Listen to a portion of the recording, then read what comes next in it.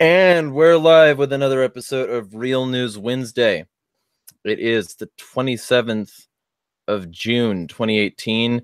It's 3:01 p.m., which means that we can finally get this show on the road, on the show, something like that. Housekeeping. First off, I want to make something clear. I'm starting a news show next week, and it'll be at around 1 p.m. Eastern time. It was gonna be earlier, but I can't justify waking up that early. But it'll be around 1 p.m. Eastern time, and it'll be sort of the anti-morning news show. And so you can join in on that if you'd like. I'm looking for stable people who are okay with doing either 1 day a week or, as many as they want to a week, so that I can write them down on a schedule and regularly send out the message that we're doing that. But without further ado, let's get to the sponsors, because that's what makes this show run. You can subscribe to me on Patreon. You can download the Brave browser, which is an ad-resistant, tracker-resistant browsing experience. You can download the Cash App, which is a Federal Reserve note and Bitcoin wallet that you can get a Visa card for. You can download the Crypto tab, which is an extension that allows you to use spare CPU power for mining Bitcoin. And you can also get a Liberty mug at libertymugs.com. So feel free to check any of those out. Liberty mugs are the mugs you can use to piss off your coworkers while simultaneously drinking fluids. So feel free to check those out. But without further ado, let's get to the broadcast itself. This is Real News Wednesday, where I bring on a panel of people to shoot the shit for about 3 hours about whatever news subjects happened since last Wednesday. So feel free to bring stuff up, either one of you, but let's start with your introductions. Where can people find you, and who are you online? I am Idiots Query. You can find me on YouTube, Minds, and Twitter at Idiots Query. I talk a lot of shit. I use reason and logic as much as possible, and yeah, that's me. And I'm Claire Burnish, and I'm was an independent journalist, and I have written for the Anti-Media Free Thought Project, Mind Unleashed, Mint Press News, and my stuff is, you can find it all over the place now. But I am a very big villain of censorship and of the state and its kind of authoritarian bent of late.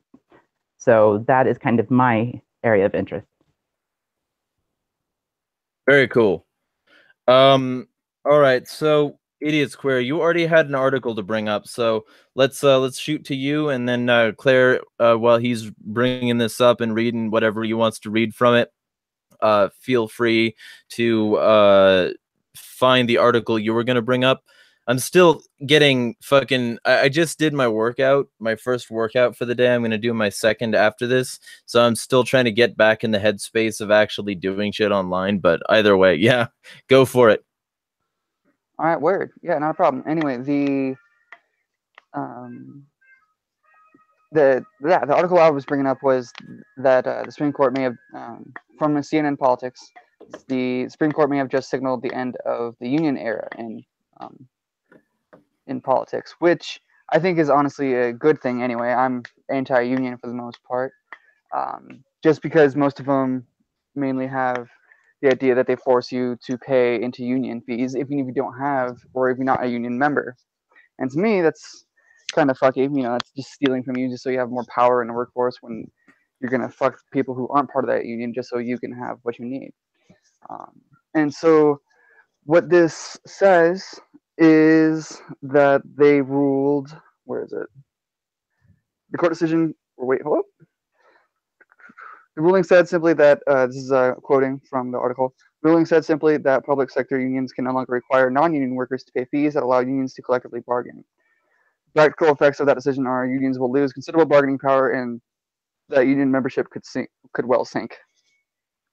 I don't necessarily see that as a bad thing, but I know a lot of union workers will see that as a bad thing. They can't pull any weight in politics or like anything like that, campaigning as much as like a corporation can due to corporate personhood, right? That whole shindig.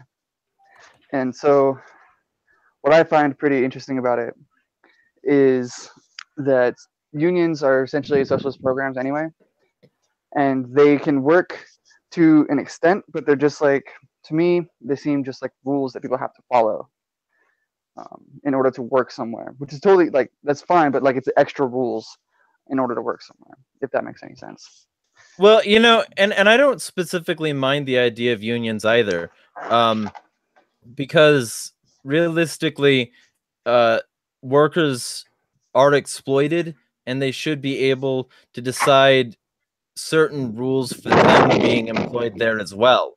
You know, so like it shouldn't all come down from the top. And if workers want to get together and decide how, like, what standards they're willing to work on, then I think that that's something that's commendable, as long as they don't get the state involved, as long as their demands are something that the employer can reject. Because I think that, like, once you get past that, it gets into a bunch of issues related to property rights, you know. Yeah, exactly. So but I would say that, you know, unions are definitely a positive force as long as they don't involve the state. And in Arkansas, I would definitely see fucking countless unions popping up just to address worker concerns alone. And that's just, yeah. you know, in capital societies. But in non-capital societies, there would be unions that would be the par for the course, just to represent certain sectors of the economy. So I mean, I don't think unions are something you can truly get rid of, but maybe a lack of state support for unions would be good. Yeah, and I concur with that, because what I would see that as in an anarchist, like in Ancapistan, I would see that as voluntary association between the worker and the business itself, and saying like, well, we're all going to work for this, you know, you can't exploit us like this, otherwise you're not going to have any workers, and that kind of thing, like business contractual that way. And I'm pretty sure that they can all come up with a business contract with each other, say, yeah, we would like this from the business, and give that to the business owner, versus having a union where it's like, oh, you have to pay this amount. It's rather just them all voluntarily going, yeah, I think we can all agree on this, and here's how we're going to get our money from this person, you know. But I don't think that it gets bureaucratic when it becomes representative, is what I mean. And like, that's kind of what I don't like about unionism, because it becomes very democratic or bureaucratic, very much so. So that's my thing against it, for sure. But I do understand like the rights for the worker. I mean, unions have such like inextricably important part of history, and getting away from, you know, basically child slave labor and things. Yeah.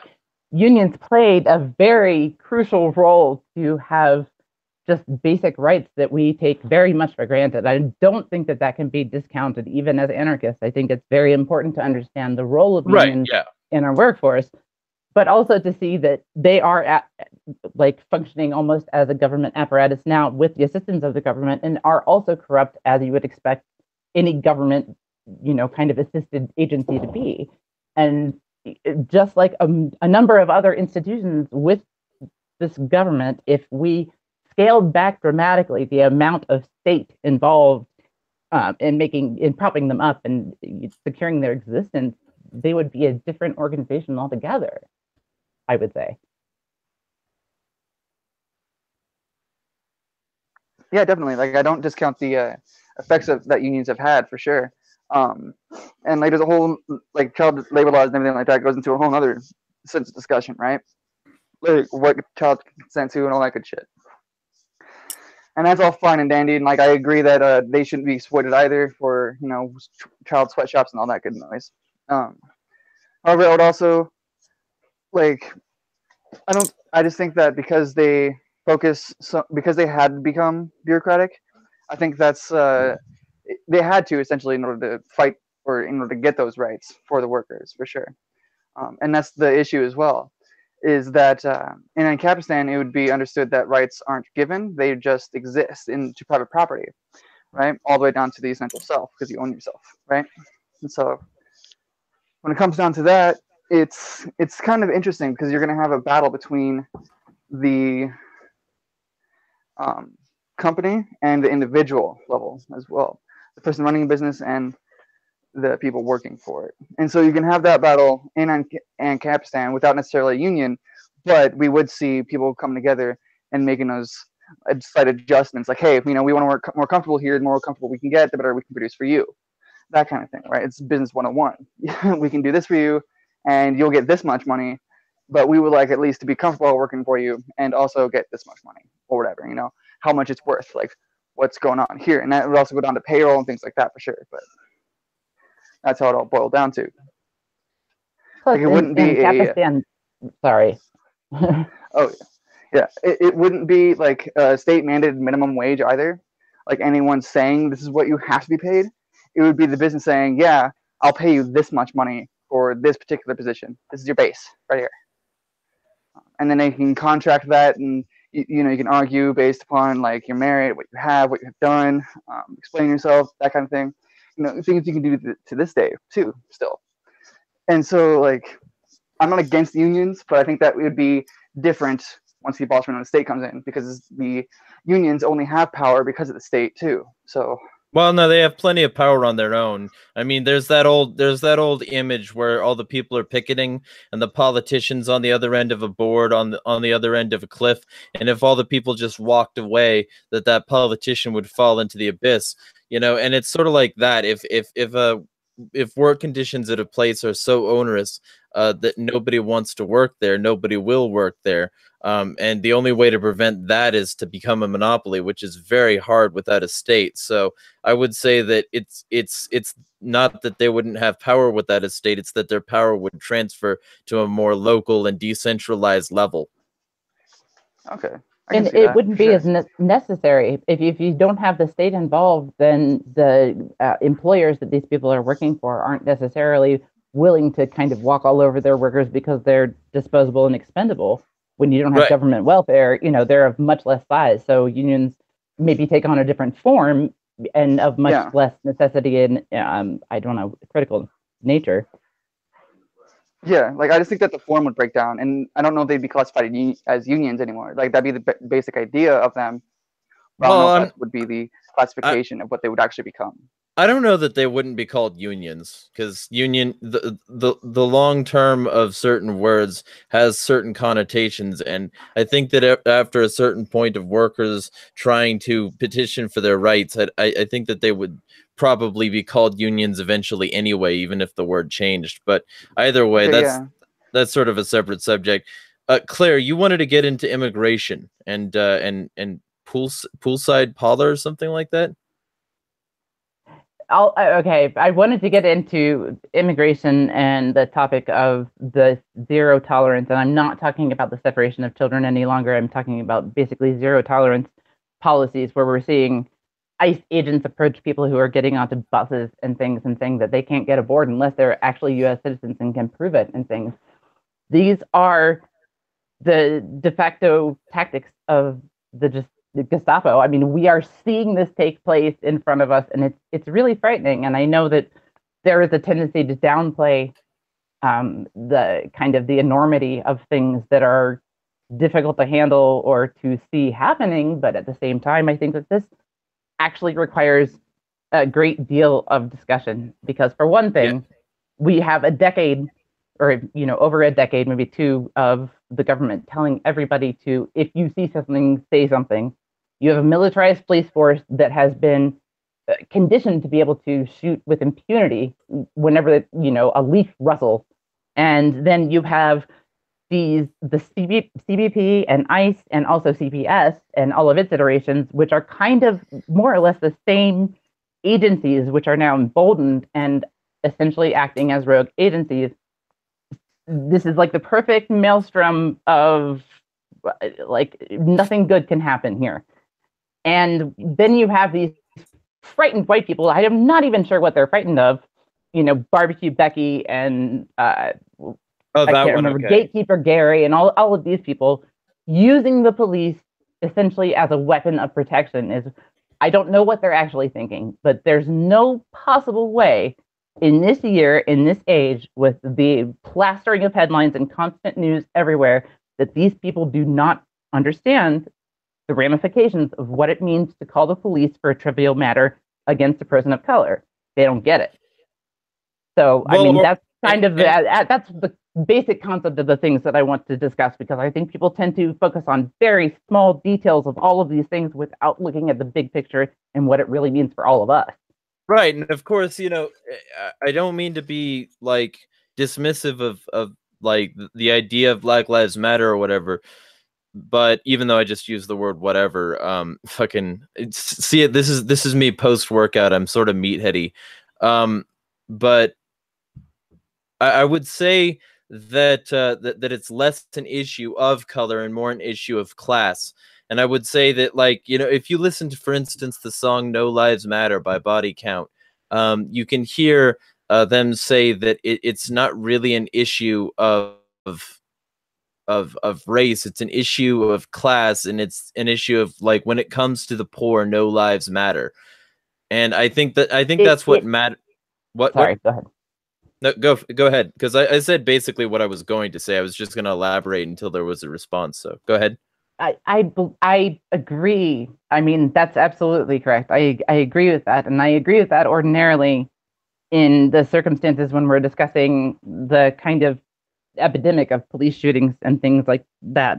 I agree with that, and I still agree with that. But but this particular instance with permit, particular, yeah, not the people calling the police, but this particular iteration of ICE and even the TSA and DHS in on it, they are literally singling out people with darker skin.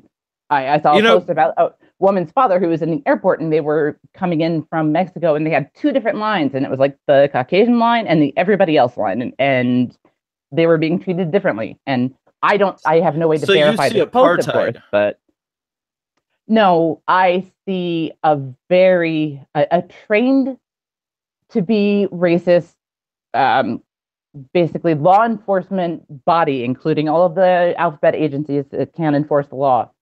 I see them basically being trained to be racist in the boiling frog atmosphere of basically a stoked civil war here. We're talking about all of these sides just yelling at each other, whether it's about race or party or what, it doesn't matter. I mean, we're at a boiling point here. I don't know. To me, that sounds like, honestly, essentially a cultural apartheid. Yeah, I would honestly, I wouldn't say that they're being trained to be racist. They're being trained to attack a culture, right? And a culture happens to have a certain kind of race. Now, I'm not saying that some actors aren't racist for sure. That's a definite given. Some people are just straight up assholes. And being racist is you're an asshole automatically, right? So the thing is that when you add all these assholes, these power grabbers into the police force, they're already all assholes in the first place. And then you say, okay, we're going to attack a culture. They're going to use that assholeness and go, okay, cool. A culture that happens to look like this, all people are this culture that look like that, so I'm going to attack them. That's base racism, okay? So they're not trained to be racist. They're trained to take out a culture which happens to have a lot of same-colored people. That's like saying we're going to take out the American culture, which is just white people. That's not true, because there's a whole bunch of fucking black people, Mexican people, every kind of person color, right? Whatever, you got like rainbows of American people. So like that's what it comes down to. And I can't really say it's like based on race. I can say it is based around the idea that their ideology is an ideological war, is what it boils down to. And people are connecting the ideology with the skin color, which is what's really kind of fucked up. And this is why we get all this institutionalization bullshit with racism, right? I so disagree. So disagree.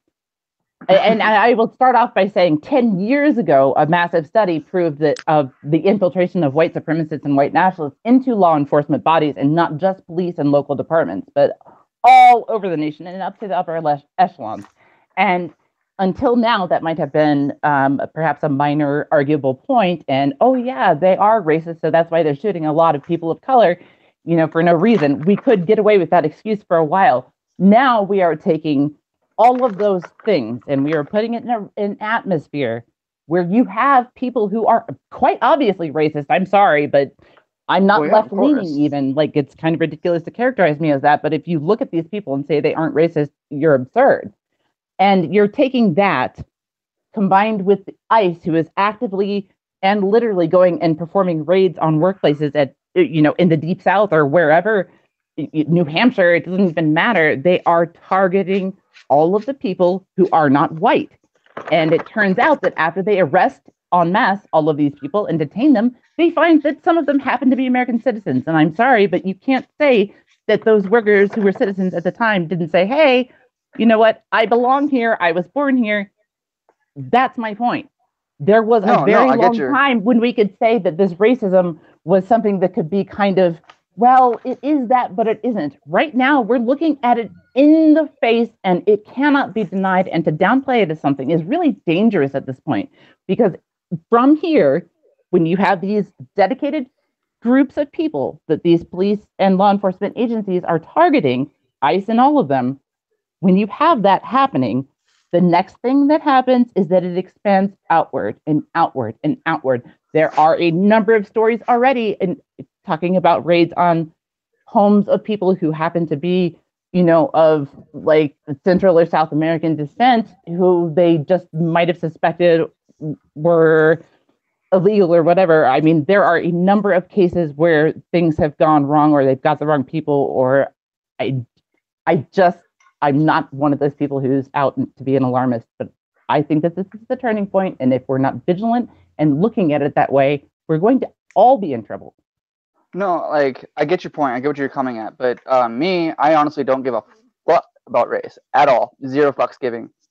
You will never get any sympathy from me because of any race that you are. It doesn't matter to me. Your skin is not magical.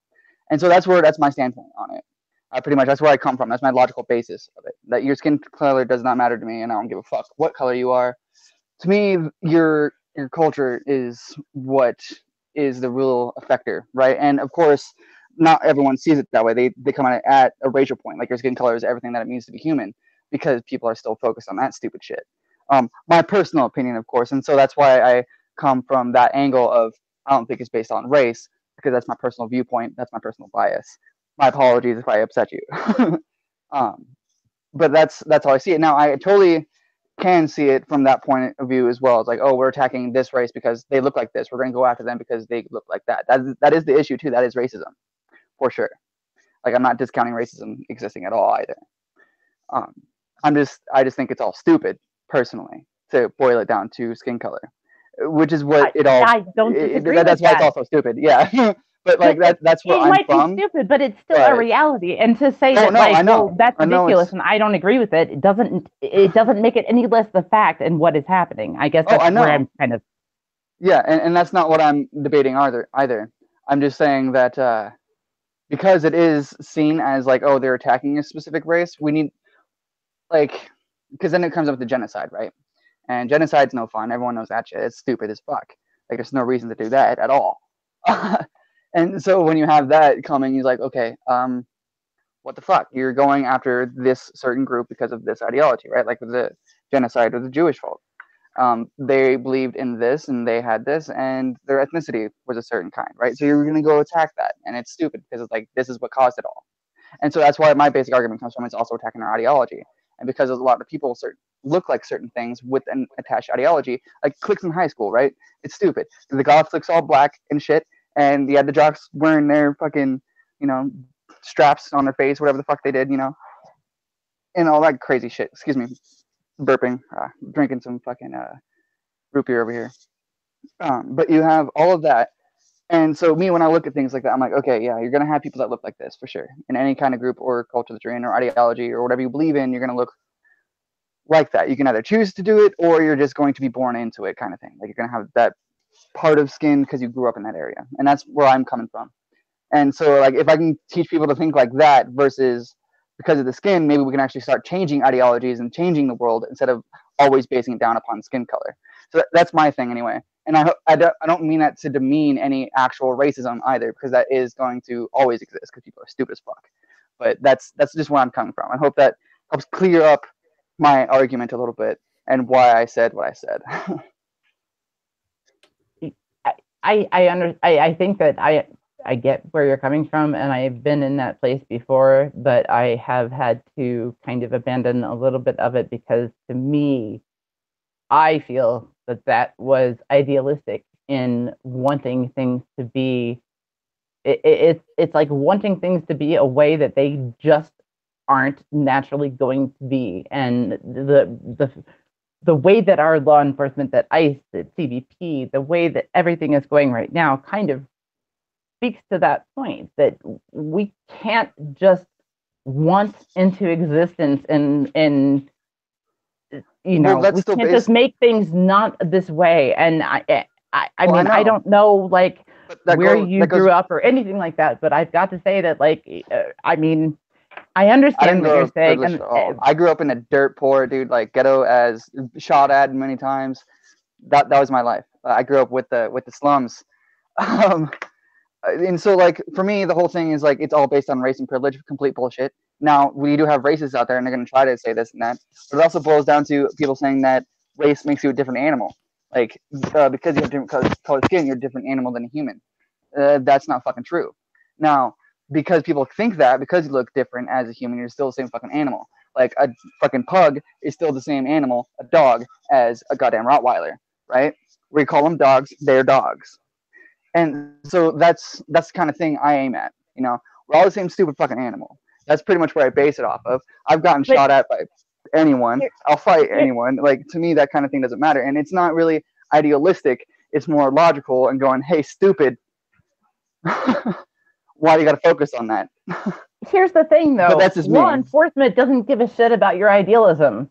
They don't give a shit about it. They see brown person and they're going to go arrest them. And it's our job not to be the ones who are tattletaling. And it's our job to provide the people who are here to work and who want to make an honest living with the tools necessary to avoid this bullshit. I know care about your idealism. I get what you're saying, but you're still not meeting me at this bridge, which is that it doesn't matter how happy and wonderful this vision is that you have. It is not shared by the majority of the population on this planet, and it is particularly not shared in law enforcement, which has a history and a known, an actual known and tracked penchant for white supremacy. And again, it almost pains me to keep harping on this because I sound like, you know, a red leftist, and I'm absolutely not.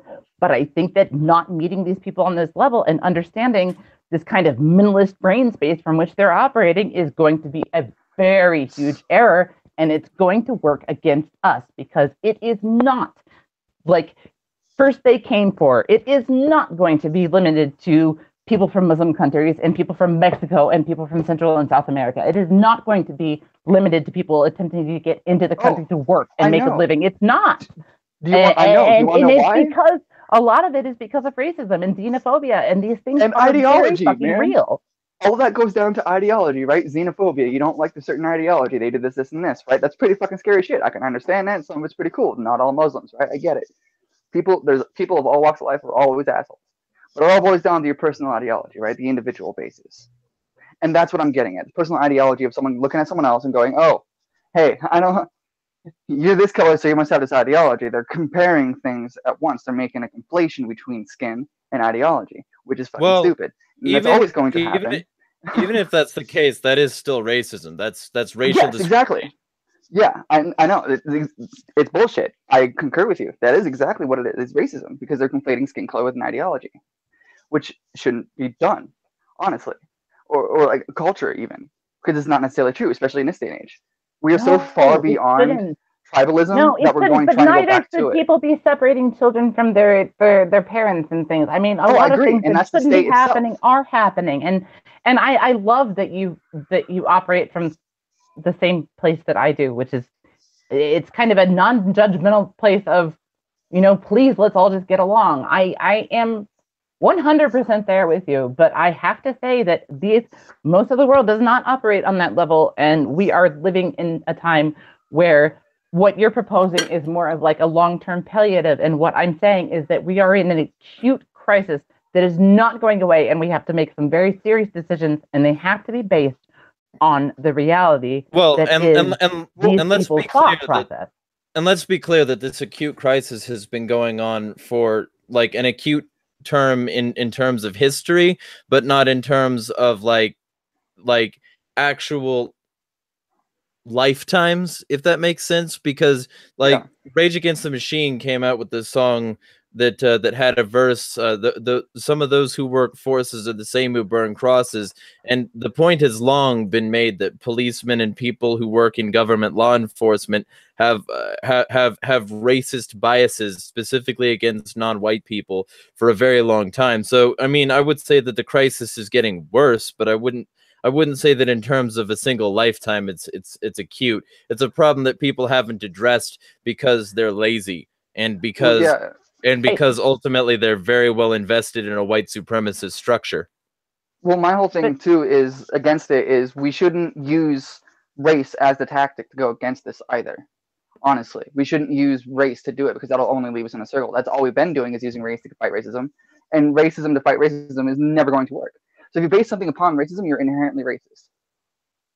You're inherently causing racism because you're distributing them between races. Not what I mean. What I mean is that... I know. Oh, my bad. So explain what you mean then, please. I mean that it is unrealistic to say that like racism doesn't exist or we should not operate on that level when you're looking in the face of people with guns and batons and the power and the law behind them who say, guess what? I mean, that's what I'm saying. Is it is I will stare at them in the face and say that. Like, I don't want to do. I don't want to deal with it. It's crazy to say I don't want to deal with racism when you're talking about people who are coming here seeking asylum, who have escaped things that are far worse than even this shithole, who say, you know what, I want to come to your shores like Lady Liberty told me and whatever, and here I am, and the government says, guess what, your child is taken away from you and you're going to be deported back to the country that's probably going to see your death. It is a racist policy. You cannot escape that. It is unavoidable and it needs to be dealt with. It doesn't matter where it came from either. I'm not saying it came from Trump before anybody jumps on that. It is a long-term policy, but he has made it worse by prosecuting them as criminal cases instead of as deportation cases, thereby changing the entire nature of the issue. Well, I'm not disagreeing with that. I'm not disagreeing that the issue is huge. It's a big issue for sure because the border issues and all that. Because what it boils down to is that the state is inherently authoritative. The more authority it can present itself, it will present itself in. Now, it does not mean it was built upon racism, but it will become racist or do something in other terms in order to create more power for itself. Well, of course, so we will have to create a minority, and creating a minority will also create, thought or crimes against humanity in terms of racism. Well, see, so you're gonna have that, and so the huge thing is the government. And here's my problem with making that assessment is that the state is a permutation of a huge amount of inputs, and some of those inputs are racial bias. The state itself is like a myth. It's imaginary. We're not discussing any specific thing when we're discussing government. We're discussing the manifestation of people's will. And if we do, then you can look back at the will behind many of these things. And the will behind, for instance, quite a few policies, including border enforcement of this sort, has always been race.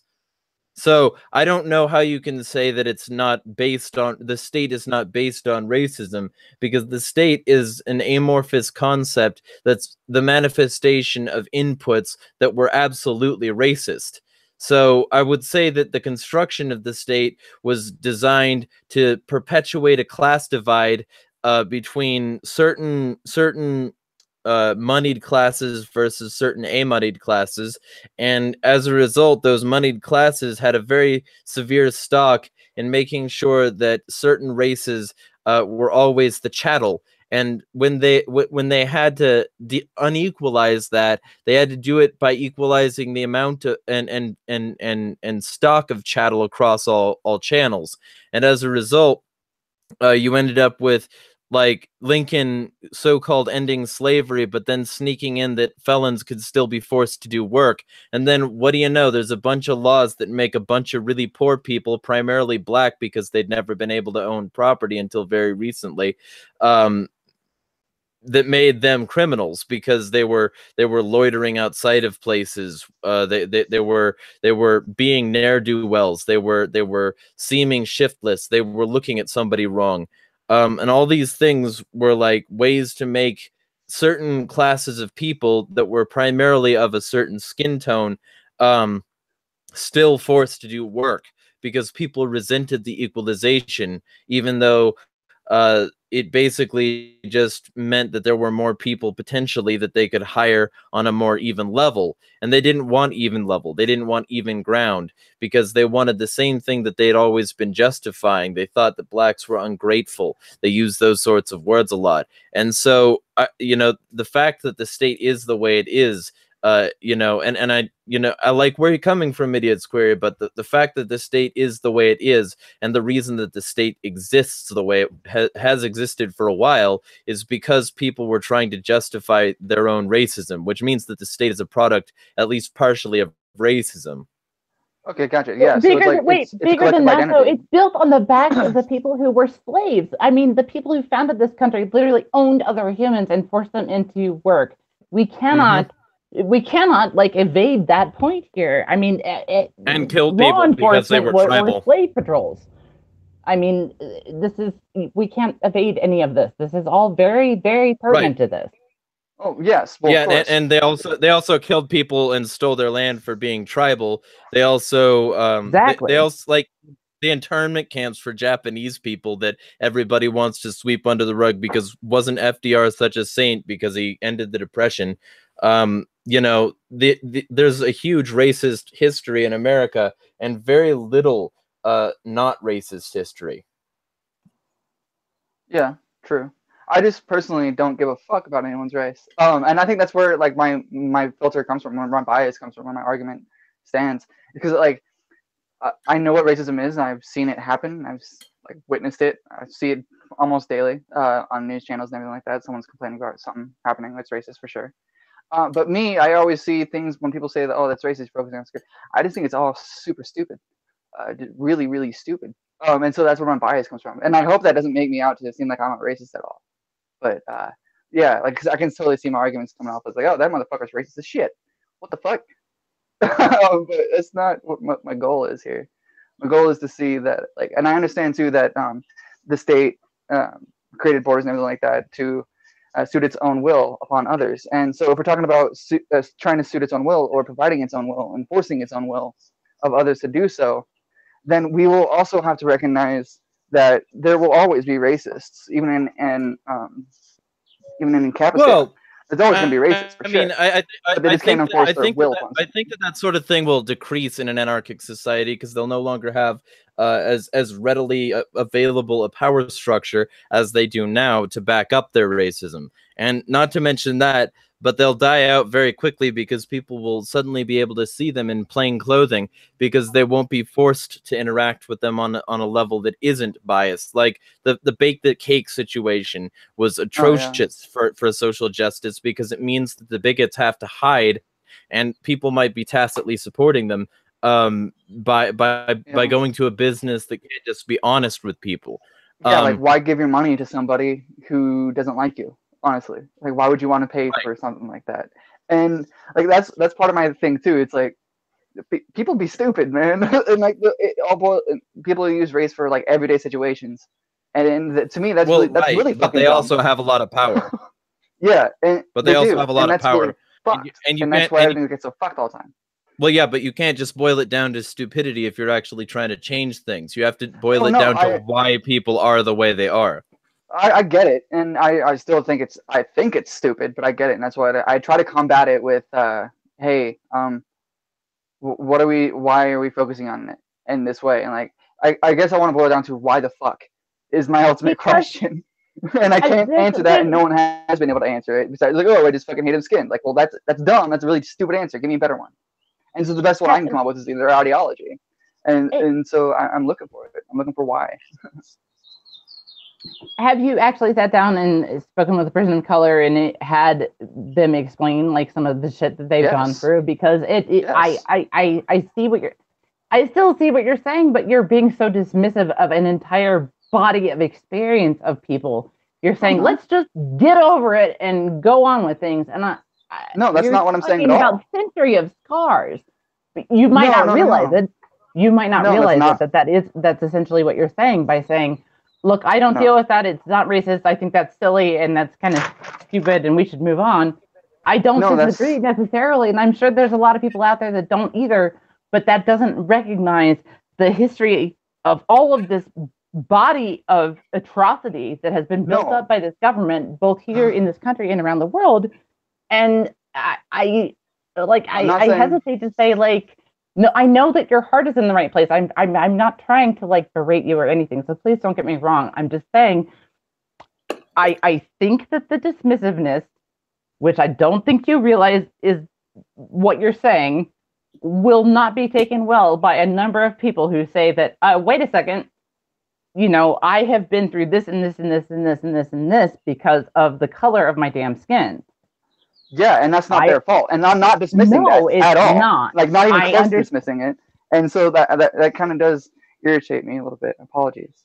But I'm not dismissing that at all. I am not dismissing anyone's interaction with racism, nor the harmful effects, because racism affects everybody. Whether you experience racism, either you dish it out, or you're a third party to experiencing it, or you get it straight up. Okay, so everyone experiences racism, and racism is pure shit, no matter what form you look at it. I will never say that, oh, just because you experience racism doesn't mean it doesn't exist. I will say, no, your experience does not matter. I will say, yes, that person who attacked you for that is a jackass and dumbass idiot who's focusing on your skin color. You shouldn't focus on your skin color either. That's their weakness doing that, not yours. Okay, so I will never say that, no, racism doesn't exist, nor does their experience not mean anything. Their experience means everything. And that's also part of where I'm coming from. Like, if we're all getting attacked for racism, it's fucking stupid and it's other people's weakness that's doing that. And if we follow suit and say, oh yeah, it's my skin color, I'm a bad person because my skin color, that sucks, dude, and we shouldn't be able to do that. We shouldn't be looking at ourselves like that, like, oh yeah, if you're talking about my skin color, it must be my skin color. Nah, homie. Well, we certainly shouldn't. We certainly shouldn't reverse polarity, but we shouldn't just boil it down to it being dumb, because most people think they have good reasons for it, whatever those reasons may be, even if those reasons were, I just don't like them. People aren't going to respond to you're dumb. If they were, I could just call people stupid all day. I'm trying to change shit. And I think Claire's coming from a similar place. You've got to accept that this is the way it is before you can, before you can have a serious conversation. Well, yes, and I know what you're saying, man. I know what you're saying, but at the same time, if we say that we shouldn't look at this as a racial issue when it is in fact a racial issue, because we should move past that. We can't move past that until we know where we are. Well, I know that we're at the racial issue, and that's the thing. No, and that's the thing. I know that we're in a racial issue, and part of my solution, not my real solution, but part of it, I guess, would be to, hey, you know what? Fuck those people who are saying that they're against a certain race. We're against them being against a certain race. So we need to fight that. We need to fight racism, of course. There's multiple avenues to this. There's multiple reasons for it. I will never. I just and me saying that it's stupid isn't necessarily saying, hey, that I'm gonna win this because I'm saying you're stupid for being racist. Like, no, I'm gonna explain why you're stupid. I'm gonna show you why you're stupid and everything else like that. I'm gonna try to enlighten you upon this idea.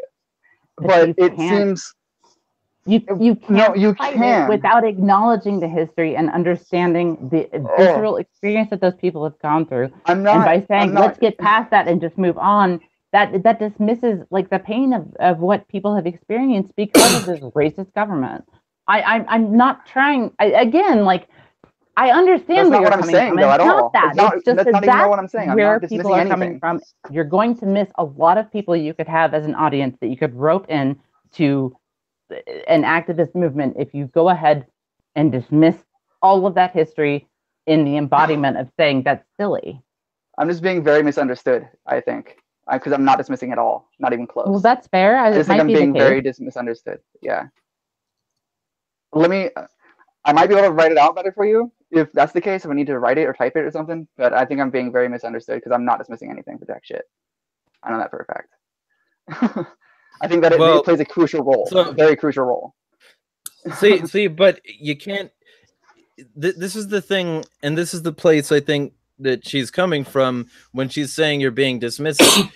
if racists that they're stupid, and tell the racists why they're stupid, and say that this is all stupid, and instead of saying that this is the reason why and acknowledging the planks of racism so that we can start to pull them out and dismantle them, you know, going back through history and not letting go of that is the only way to not fall into those same traps in the future. And realistically speaking, the only way to stop racism is to know where it came from and then not do it again. Well, yeah, and that'd be part of explaining, hey, this is stupid. Well, you it's have to know not where it stupid, came from. though. You have to know It's not the part of it. It's not stupid, though, and a lot of them would reply with, like, you know, essentially justifications for the ethno state, and they've got a whole lot of sophistry to make sure that their arguments sound when they aren't. And so, realistically speaking, you're going to try and tell people that they're stupid when they could actually be very smart and have misused their intelligence. You could be telling somebody that they're stupid, and then that person brings like a wealth of their justifications for the ethno state, getting a bunch of other people on board to laugh at the libtard they're owning, and it's not going to move shit. If you want to move shit, I get it. You've got to dismantle. Hold on. I think I understand it. You guys are focusing on me saying that they're stupid, like just straight up, like you're dumb. That's not that's not me. That's not my tactic. Is just walk up to him like you're dumb. I get why you think that for sure. My tactic is more of here's some reason applied to any kind of any anti this race, that race, whatever the fuck. That's my kind of thing. Like this is. I'm going to unravel anyone's reasons for why, and I would still like to know why, because they still have that bias, and I don't understand it ultimately, and it bugs the shit out of me. I don't understand racism at all. I get why it's there. I just don't understand the shit. You don't have to necessarily understand it. There is an imperative, I would say, to empathize, to put yourself in that person's shoes and try to understand where it is that they might have been brought up, that was like so necessary to be racist in their family and household and in whatever, or their culture in whatever pocket of humanity they came from in this country. There might be an imperative for that. But I think that I really want to add this here. I was born in the kind of mid-70s, and my mother grew up in the deep South in Mississippi, where Jim Crow was alive and well. And in fact, she grew up in a tiny, tiny town there where Oprah also happened to be at the exact same time. But they never knew each other, even though they were, I think, a year or two apart, because, of course, Oprah was in the black school and my mom was in the white school. And I didn't realize that. But at a very young age, you know, not even 10 years old, I was going through my mom's old yearbooks. And I was looking through, and I'm like, why aren't there, you know, why is everybody white? Where are the black people? Like, what the hell? And she had to explain it. And then the discussion began very early. It was all politics at my dinner table, but there was that in the background. She graduated high school, and I believe, or maybe college in '64. And she was in the heart of the civil rights movement and the understanding of what race meant and what it meant to actually just have a different skin color in an atmosphere where that might be your bloody and horrible death.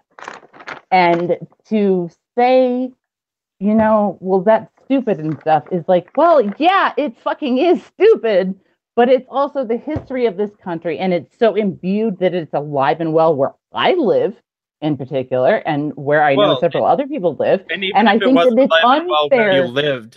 Even if it wasn't alive and well where you lived, it would certainly be alive and well in the universal federal legislation. It's here, and it's here to stay. It's not going anywhere. The only way to combat it is not to standardize it, but to recognize it, to fight it in the face for what it is, rather than saying, well, that can't possibly be racism because that's law enforcement, or, you know, whatever excuse people make up. I just think that it's kind of crazy to say, like, these things are just silly. I understand they are, but oh my God, the history. No, I know. And I think you're thinking I'm discounting history, and I'm not discounting history at all. I'm including history, and that's part of why I still have to.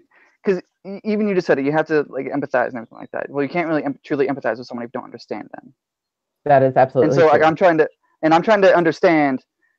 I'm not okay. This is gonna sound fucked up. Okay, so I don't understand why people would be racist. Okay, I don't understand that.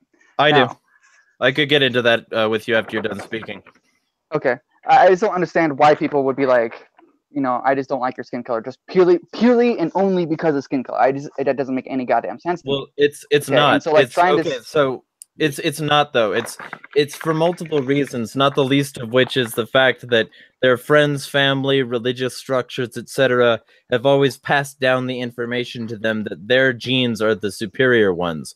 That's the reason Hitler rose to power, is because he could convince all of those people that an ethno-state was the only way out, because Der Juden wanted to kill people, wanted to enslave people, wanted to make people less than other people. And that's the same thing that happened with the Native Americans, with the Chinese, with the Japanese, with African Americans in America. All of these people who were always made animals because people were convinced. People believe these things specifically because they think it's beneficial to believe them. It's a bias built into a personal it's a bias built in to what they can get out of it. It's a self-defense mechanism for people who are wrong about who's attacking them. Okay. You just made a really good point. You made a really good point too, because the dehumanization always takes a different form. It always has to do with like trying to make people animals. Of course we are animals, but whatever. It's trying to make people animals on a different level. And if you can target the enemy at a base level where people can relate to it, like, well, all of those wetbacks or whatever, which is not a term I would ever use. They just come here and they want to take, your jobs, or they want to take your welfare and tax dollars or whatever. It's like none of that is true. And it's impossible to disprove it, because we have been whipped into this frenzy of economic insecurity and everything else where, it might seem better and more comfortable to just blame an entire group of people than it would be to say, wow, this really sucks, and maybe my government sucks, and maybe I should be doing something else. And of course, their personal shortcomings. It's also the fact that a lot of these people project their personal shortcomings onto other people. Like, I don't like the small penis jokes because I think they're not only overused and trite, but I think they miss the point. But what I do like is the fact that a lot of these people grew up like economically disadvantaged, and instead of improving their communities by building better infrastructure, by building better schools, better storefronts, better and more accessible access to jobs and services, they decided to outlet that on some minorities so that they could then justify the way things were rather than actually change things and maintain their victimhood status. It's basically white SJWs, and it's pretty sick. Well, my whole thing too is like how you guys were talking about, like, bringing up the whole, like, we need to bring it up and dismantle and recognize all this stuff, like the institutional things. I get that, but like that also led us down the road of SJWs and blaming everything on white people. Well, and right. That's not. And so, like, that's also I am not thing that, to do. For the record, I am not that person by like orders of magnitude. Okay, yeah, and that's also what I'm trying to fight too. Okay, so like that's also where I'm coming from. Like, I have to try to fight that stupid shit along with the other stupid racist shit. Right. So, but you don't do that by saying it's not a race issue, or by trying to move things away from talking about race issues. You do that by acknowledging the race issues and then say, don't swing it the other way. That's what you do. You say that the power shouldn't be there for either group, for either party, and justice can't be wrought from making the polarity reverse. This energy has to stop and be repurposed for actual positive change. That's how you get people on board. Well, I concur with that. And I guess like the beginning of my discussion of it didn't come out too well. I guess that's I guess what happens with free-form conversation. But I like it anyway. It's fun. We all came to like we're all essentially on the same fucking page. I'm just kind of a dum-dum. Analysis.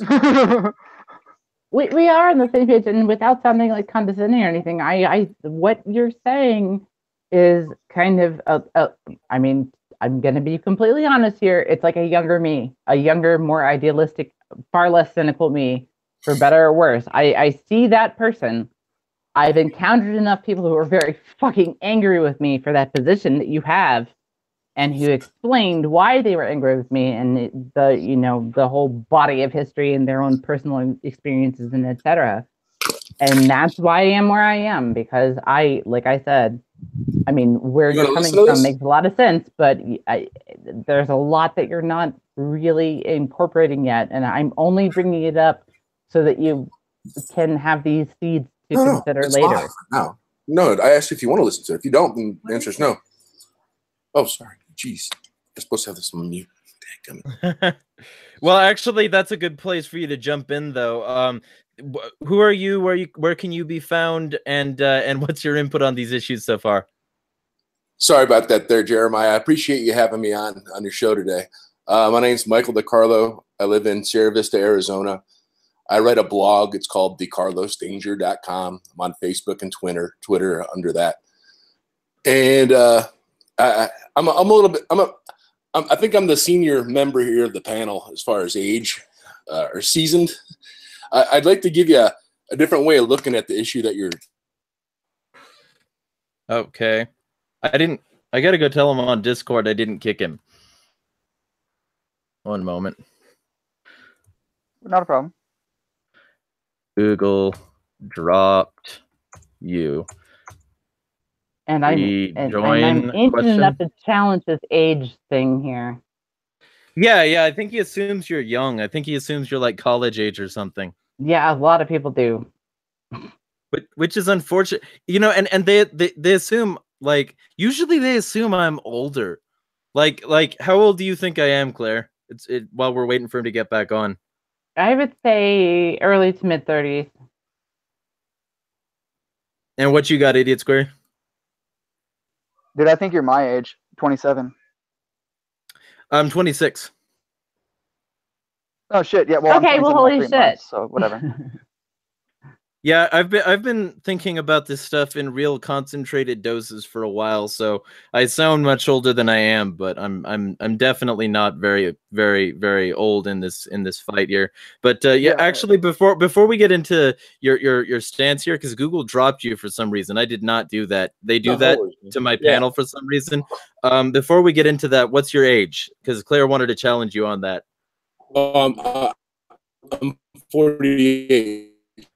So sorry, you started a robot a lot. What was that? I'm 48. Okay, so you were older than Claire, but not by much. Just 4 years. We're the same generation, man. All right. Yeah. All right.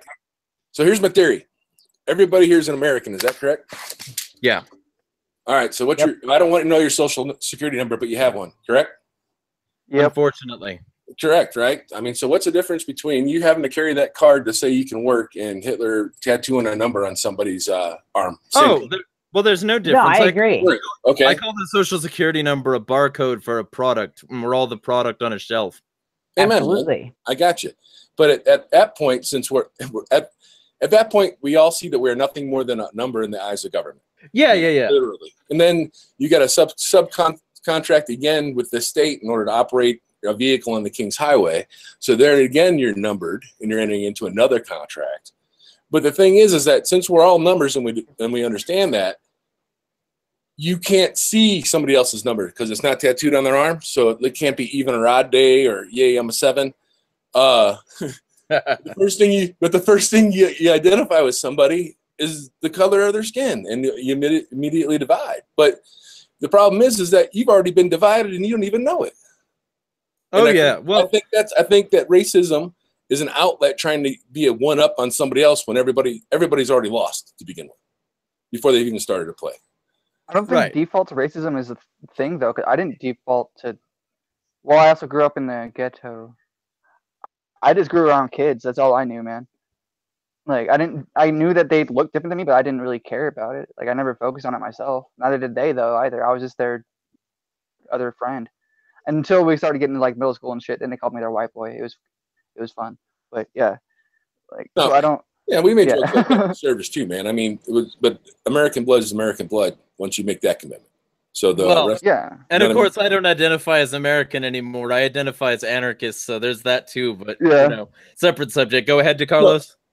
Yeah, man. But I mean, as identifying it as an American, you're actually already thumbing your nose at the government because when I go north, I'm required to declare my United States citizenship. They're two distinct different animals. When you go north, could you describe that a little bit more? Oh, I go through a checkpoint, a border patrol checkpoint, to leave my house to go to Tucson. I live about an hour away from there. So I gotta stop my vehicle. They do a drug search around it with a dog. So you live in Mexico?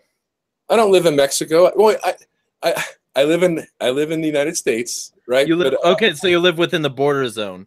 Yeah, man. Right. Okay. But the border zone is the thing. There's Mexico.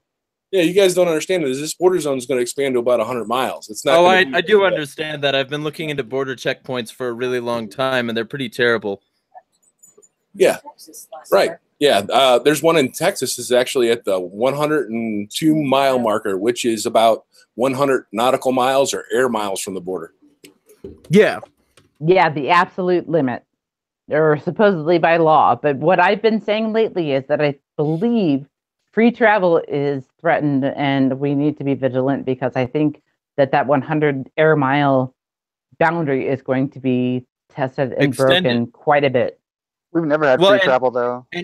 And not to mention the fact that this border wall thing is just going to be an excuse to broaden everything, because right now there was already like the thought floated to see what public reaction would be for troops on the border. So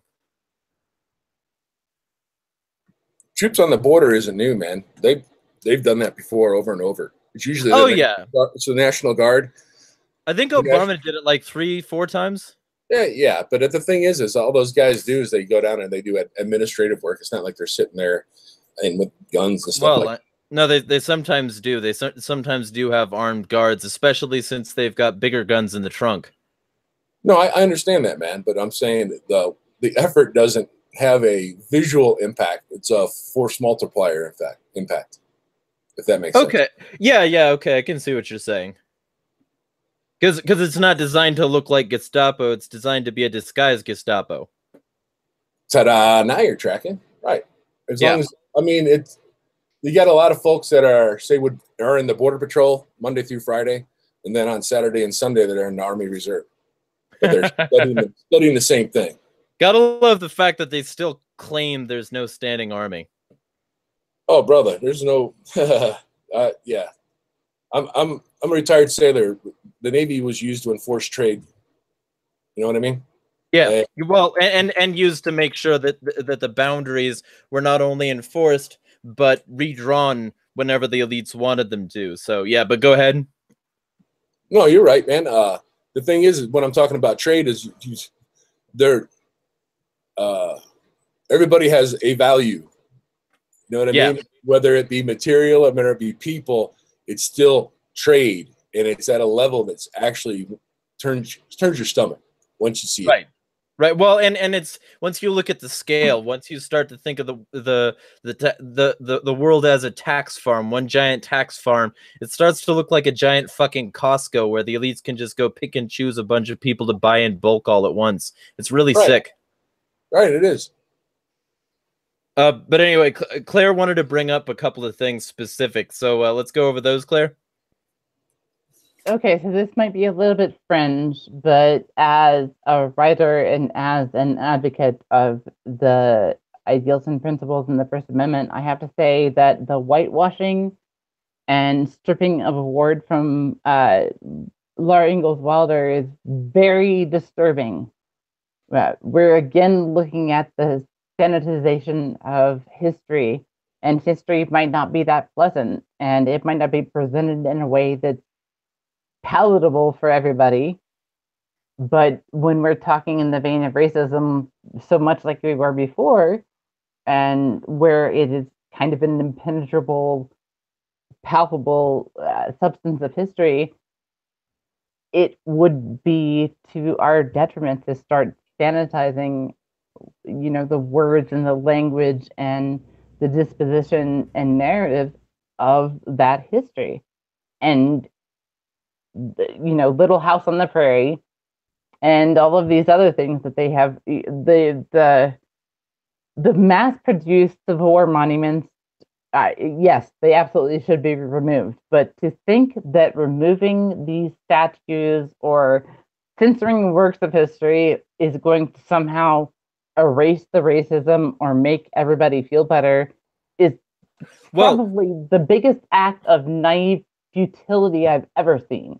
Well, and I don't think they should be removed. First off, that's more taxpayer dollars going to pay public service workers to go tear down monuments. I don't think that if they are removed, they should be removed by small contingents of black people armed with explosives just to make sure that it has an impact. But either way, like, I think that if you're going to start bombing these statues, Abraham Lincoln would be the first to detonate. So would George Washington. So would all these like gilded monuments in DC. To claim that racism is isolated to the South is one of the biggest blind spots of SJWs in the modern day. It's everywhere. It's permeated the fabric of American society. It's the red and the red, white, and blue, and it's fuck awful. But you can't stop it by going down south and destroying the whole damn thing, much less blowing up individual statues or taking them down or whatever, masturbating on the face of one of them. You can't do that. You can only make a statement, and that statement is ultimately very dumb. And, I think that they should remain up until the entire state is abolished, just to remind people of how fucked up things were and how fucked up they could get again if people aren't careful. That's what I think. Yeah. Of course, I'm an asshole, so I can't. I'm the opposite of what an SJW or a white supremacist wants, which is, I think, a very nice place to be. Yeah, exactly. And I concur with you, though. Like, I don't think that taking down history is a good idea. Like, leave it there. Put it in a goddamn museum if you must. Like, if you really want to get rid of it in public eye, for sure, or whatever, if you're really going down that statist road, to keep it there. Museums are a Call thing. it the Museum of Shame. Yeah, Museum of Shame. Whatever. Put every statist thing in there. Fuck it. And that's what we'll do in Ancapistan, man. But fucking, like, to take down things that you don't like because they represent something evil is ultimately saying that you're destroying the evil, right? That's the idea behind it. Well, that idea is completely wrong, because how can you not know what the evil was? You're going to revolt back to, or go back to that exact evil or that type of evil if you did not see it and how you combated it first. And taking it down is the first step backwards into going to that evil. Which is why censorship to me is complete bullshit. You should never censor anything at all, ever. Well, right, because you can't wipe history. History is permanent. Exactly. Yeah, exactly. And you need to be able to see it in order to not go back to that. And that's one of the things that's one of the reasons I don't like people saying history is written by the winner, because it's not. And the fact that you rewrite history doesn't mean you've won either. So that's my stance. Yeah, and so we need to see all forms of the history from all sides, everything, even the fucking lies. Who cares? Let me see the lies. I want to know who was lying, who wasn't. I can figure that shit out if I'm really interested in it. It's my fault if I don't. Right. If I just believe in one source. And that's sort of a point that Claire was making up the last broadcast about fake news and the fact that it's been flying around to try and discredit anything but the absolute mainstream. So you could go into that a bit too, Claire. That goes into indoctrination, for sure. Yeah, it's all this kind of constructed narrative that we're all supposed to conform to. And what I find kind of tragically hilarious is when the sides line up and tout the state's propaganda at each other, like this volleying match of, are you serious? I mean, we should not be just succumbing to what is given us, and we need to kind of bring back critical thought and empathy and these things that used to be, I mean, they were a part of my childhood, and I'm standing in disbelief 40-something years later. Like, where did all of this go? Like, where was the cooperation and the things? If what is happening with ICE and is rounding them up and all of this shit and these police shootings, if this happened, I don't know, 25 years ago or in my youth, there would be an absolute uprising and people would be taking people out. I mean, it's phenomenal, the palliative, calming, and soothing power that the populace gets from the state giving it yet more security, which is yet more laws and yet more enforcement agencies and yet more guns against them. I don't it's almost as if I can't relate anymore to what is going on. But I'm trying to bridge the gap here, and with the propaganda that's going on, it's a very difficult task. Yeah, well, and not to mention the fact that people are still very well invested in their and this is the thing, if you start to look at it like people or products, you start to think of things as like very specific labeling mechanisms. And that's the reason, like people, I posted on my Twitter not too long ago that that I've been labeled multiple times today. I said, it was like 2 hours ago. It was gotta love labels. Past week I've been called liberal, neocon, post-left, communist, alt-right, traitor, and probably more I can't remember. I'm anarchist. I worry about the other shit after focusing on my primary goal. So that's my thing. Like, I'm not here for a specific label. I'm not here to fight for my product type. I'm here to make sure that I can destroy what destroys people. And I think that's what people have to do in the future. But it would seem like I think that what's weird to me is people have to say, hey, don't call all of these authorities on your neighbor that you've known for 8 years, or hey, this, don't tattletale on this person who might not have the correct papers, but you know them. I find it hard. It's incredibly difficult in trying to relate to these people, much more than just the people who are simple racists. The people who are actually go the extra mile and snitch and potentially put lives in danger because of the state and because of authoritarianism and arbitrary words on paper. In a society devoid of state, none of this would make sense. It would look like, oh, so you really want to kill that neighbor because of the words they said or the color of their skin? It wouldn't make sense. But here we are, essentially doing the same thing under the color of those words on paper must be concrete and therefore they are. Jeffrey Hahn has just joined us, so feel free to chime in on the current thing we're discussing and let people know where they can find you and who you are, what you do. Okay. Jeffrey Hahn.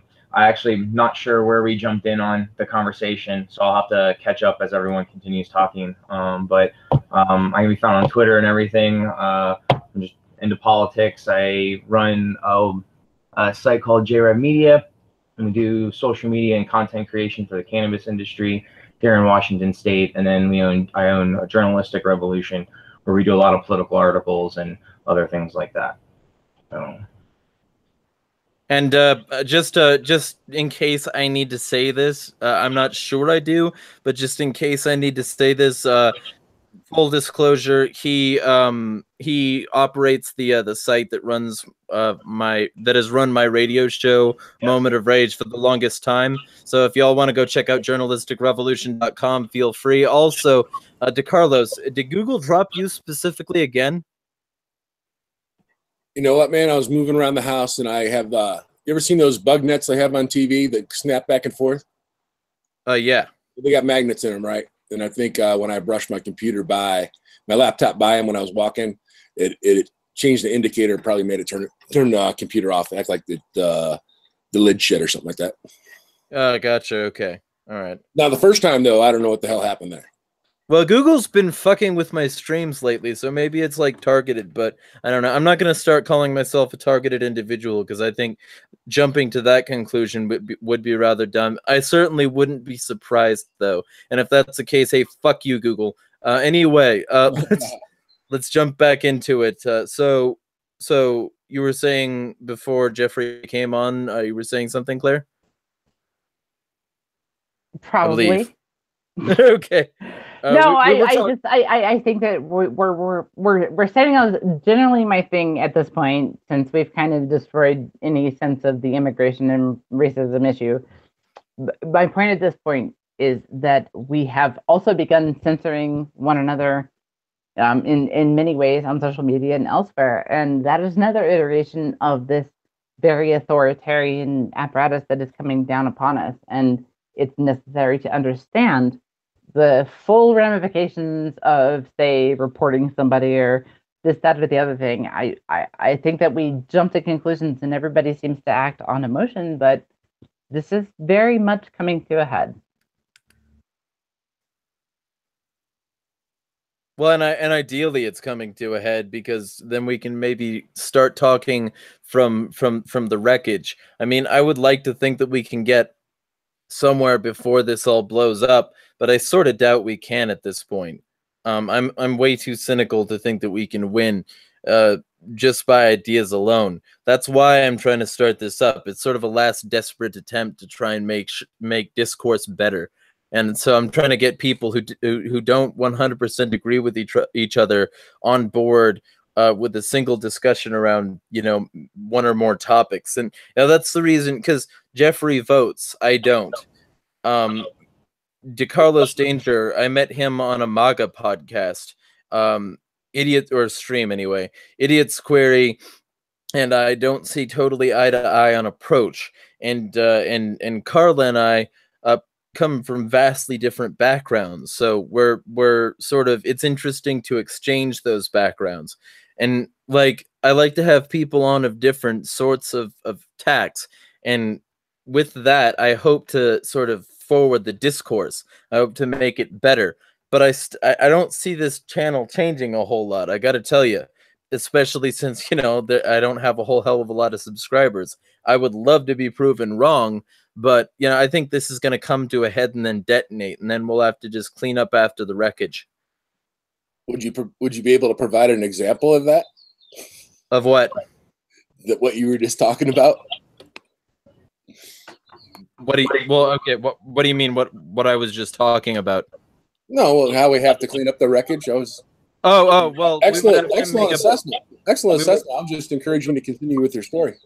We would need to make sure that we, like, the people who knew how to start anarchist societies started those societies as soon as possible. Yeah. Because then we can start bringing it up.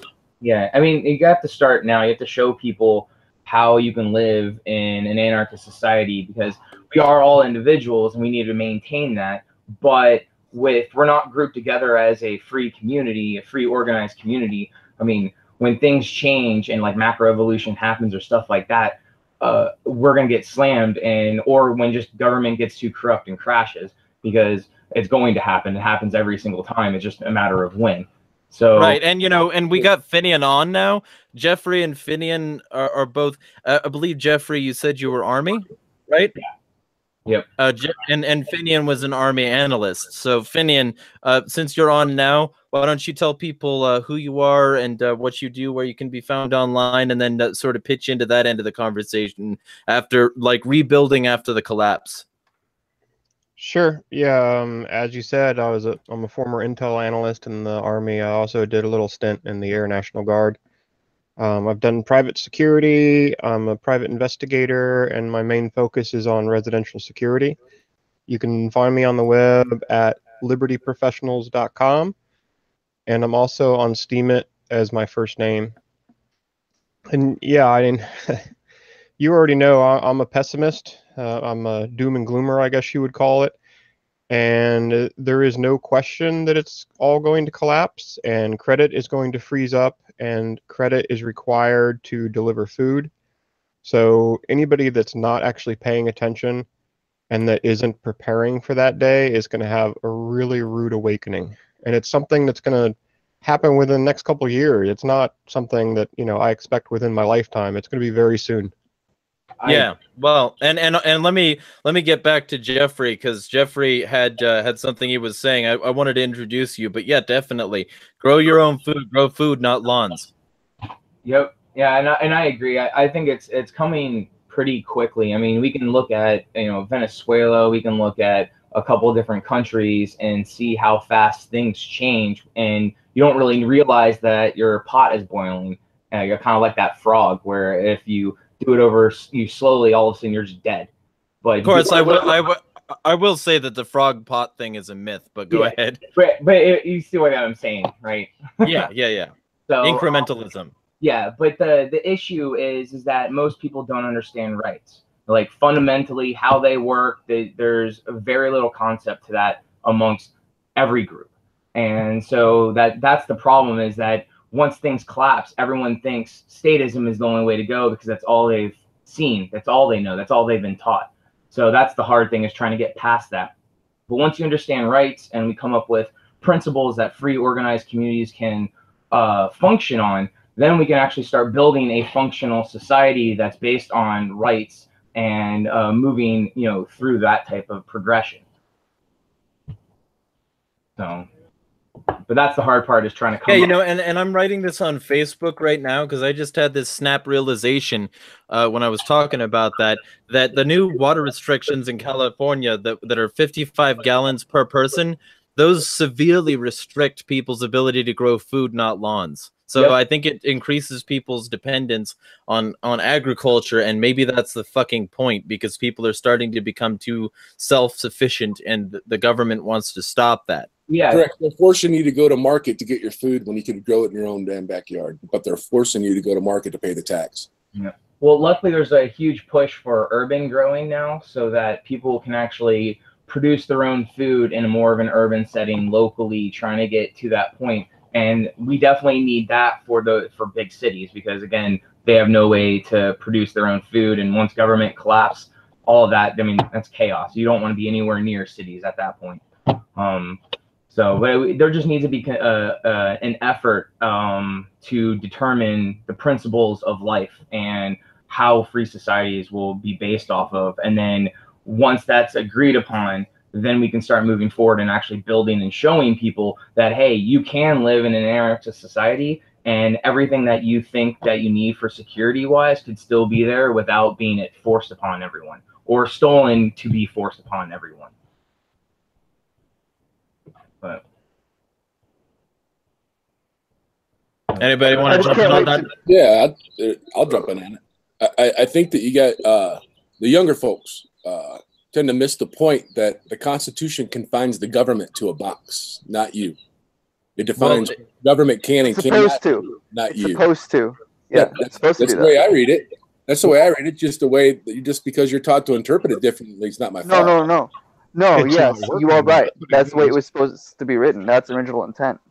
Well, if you're not cynical like me and think that the whole thing was designed to be an insulating layer against rebellion, it was flawed to begin with. It allowed slavery. You can't use the Constitution as a litmus test. It was just a piece of paper. What matters is rights. And luckily, some of the founders understood rights well enough to put some of that stuff in there. So it was a great thing. But the idea of government as a whole is a violation of rights, because it means control. And if you're being controlled, your rights are being violated. Correct, but that's the reason we have government in a way, because we're not all angels. Correct. Yeah, but then you want those type of people controlling your life? No, we delegate that control. We don't. I don't delegate any of that. I understand, but in the social contract, it's delegated. No, there's no social contract. Brother, I'm merely trying to get an example. We're on the same page here, man. I'm just trying to give you an alternate way to looking at it instead of just sticking. That's a logical fallacy. If you're looking at it and you're using a mythical thing like a social contract, then that nullifies your point. You can't use it as a point. I'm just trying to show you how to dance with the machine, dude. Well, that's the problem. The machine's evil and corrupt, and it will always be that way. Statism always leads to tyranny. There are white hats in it, though, is all I'm trying to say. Well, I mean, okay, yeah, there are white hats in it, but their hats get gray just by joining, and get even grayer and darker black the more corrupt they have to become in order to continue supporting the system, even though they watch the evil happen in real time. So, right, that's an outstanding point, Jeremiah. I'm just trying to say that you can sit here and look at and cry about all the different symptoms and stuff and say, yeah, you're messing all this stuff up, but collectively, and Jeffrey and I would probably agree on what the cause is. If we can eliminate that cause and take care of that stuff, and we can just move on, and we can advance the flame of liberty through the people, so that if folks want to live in an anarchical society, they can do that, because that's the right of living here. You can do whatever you want, because we're all endowed by our creators with certain natural rights, right? Natural rights. My point is that wouldn't be government. Because again, a government is a very specific word with a very specific definition. Man, you know how long government's been around? Yes, I do. And What is it? Yeah, who cares? Yeah. Right. No, I understand. I'm just trying There's to give been an rulers example. around for thousands of years. It doesn't mean I support rulers. Right, dude. The government was the guy that actually did the watch bill so that somebody stayed up at night when people were living in a cave so he'd fight away the lion. That's government. Organizing for the common defense. No. Not necessarily. No. Yeah, no. Government implies double standards and special protections. Yeah, People government are does not imply bad, so militia. we need a government made up of people. That's what this argument is. And if you create a system, hold on a second, if you create a system that allows bad people to take it over and use it to their advantage, they will. Yep. That's the problem with government. Agreed. And Every just system do that. Just to get this out of the way, Finian, how old are you? Because we're bringing that up this stream. Yeah, I heard that earlier. I am 45. Shit, we lost people. Mm. One moment. Let me get him back. Dude, I'm not. But yeah, you were saying? I'm interacting here. I'm trying to stir a conversation other than just one hard line thing. No, but that's the problem, is that this is a hard line thing. There's no gray area between statism and freedom. Like, it becomes subjective at that point, and it's a logical fallacy. At no point do you have a right to control anything about my life unless I'm creating a victim. And at that point, again, that's not government. That's just a free, organized society maintaining rights. A government implies control, implies force, implies monopoly, and a violation of right at some point, regardless if it's minarchism all the way up to, totalitarian. So that's the point we're trying to make, is that government as a whole, as a term, as an idea, is wrong and a violation of natural rights. And that's the problem. We need to get past that. We need to evolve. We can't do an evolution. An evolution just means we're starting over. That's still statism. That still leads to tyranny. After thousands of years, at what point do we decide that, hey, enough is enough, let's evolve? Let's consciously decide to evolve past the need of statism, past the need of government and control. And then we can then progress to protect natural rights and to actually... Of course, like, we also have, first off, speakers on, so I can hear my voice. Mind muting your, there you go.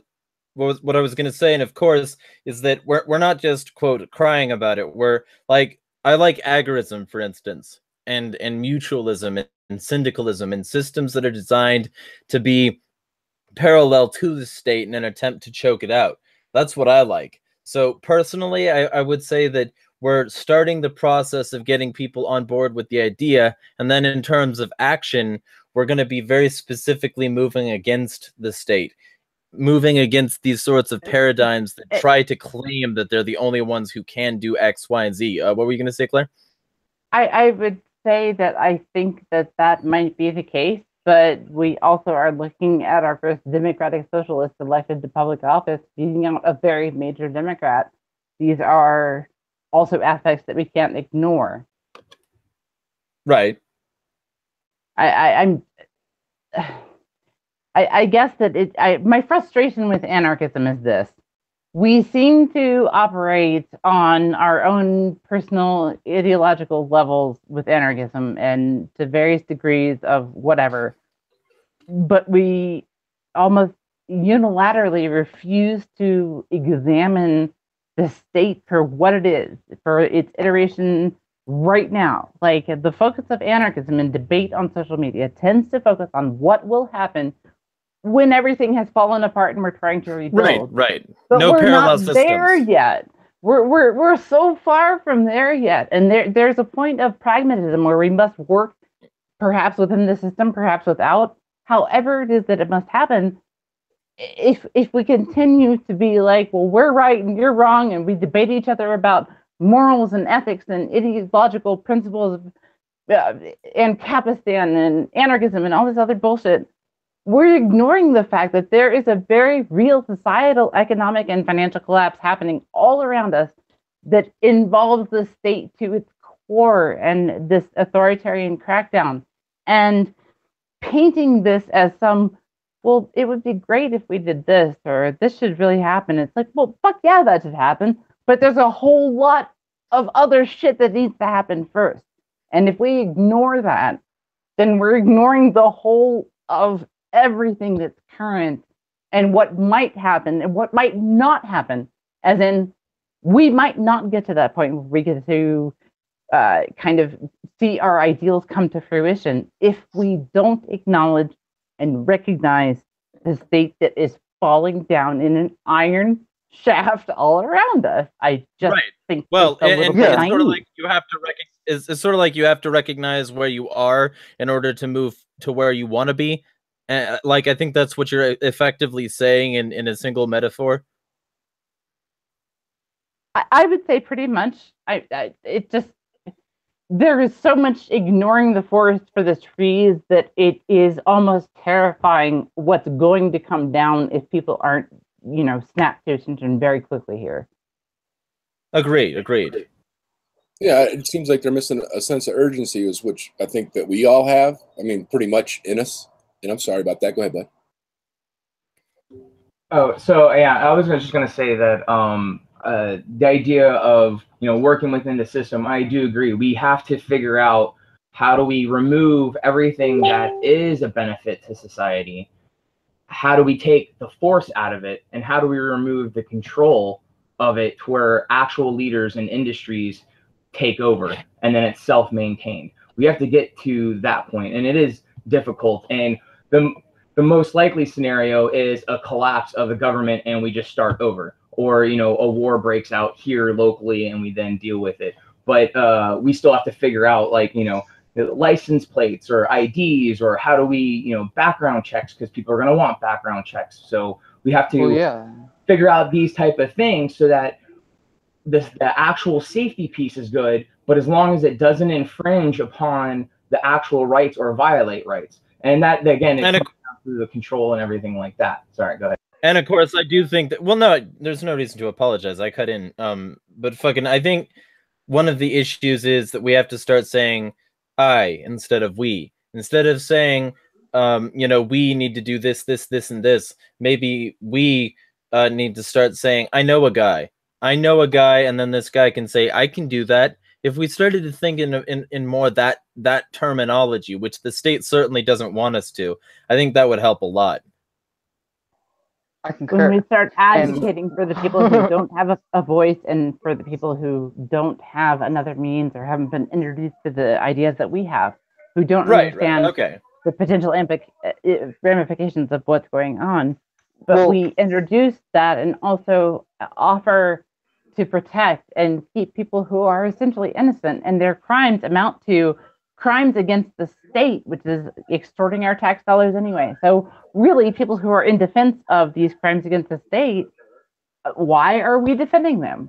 Why is this even an issue? To me, this should be like nonplussed. There should be no question that these agencies are acting in the wrong.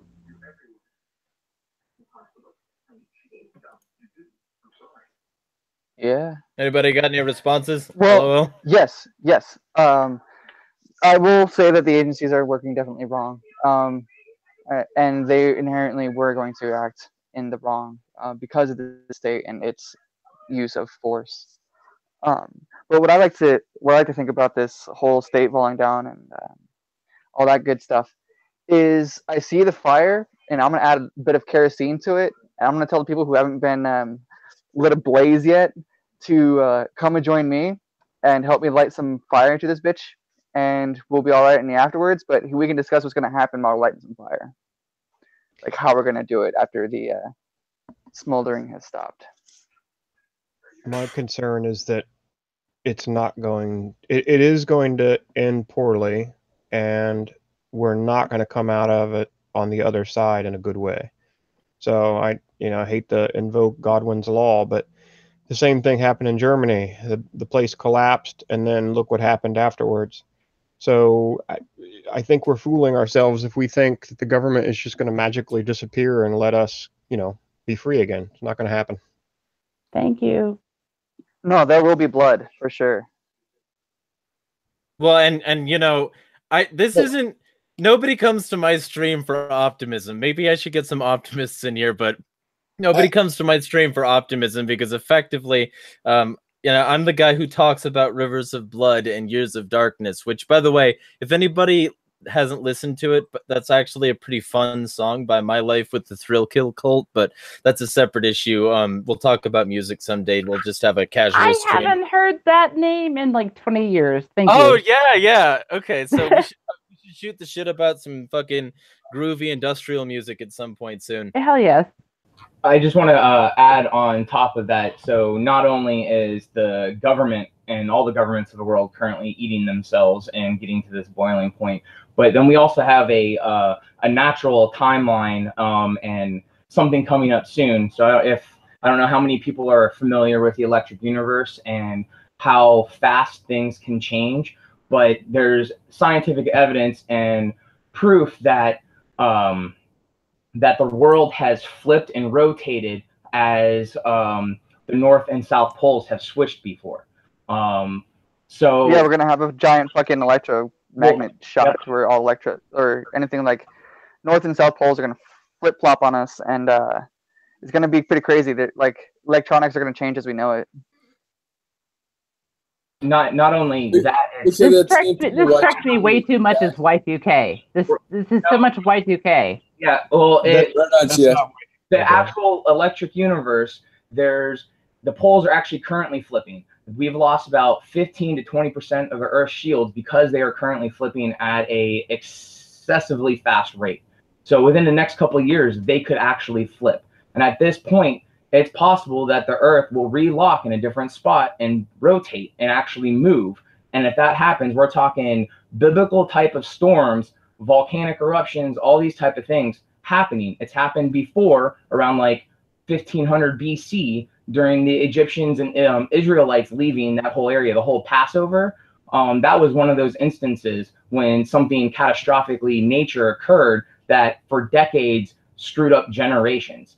And if anyone's has interested, it's Emanuel Velikovsky in Worlds Collision. And he's a scientist that went through and laid all this stuff out and laid the groundwork for a lot of the electric universe stuff that's coming out over the past few years. Suspicious Observers on YouTube covers that a lot too. Yep, Ben exactly. something and I forgot his last name. Yeah, it's Ben. Yeah, I tried to stay away from that stuff, man, because that was sort of like my occupation, and I could get myself into trouble. But so I have stuff to say that runs counter to what you have to say, but I really can't tell you how it really goes.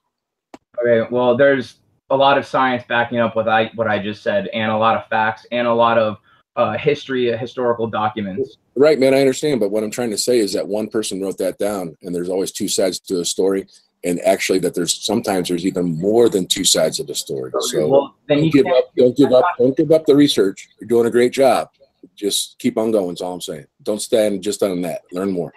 Yeah, but the magnetic shield weakening and the magnetic poles shifting dramatically, like way worse than they have in recorded history.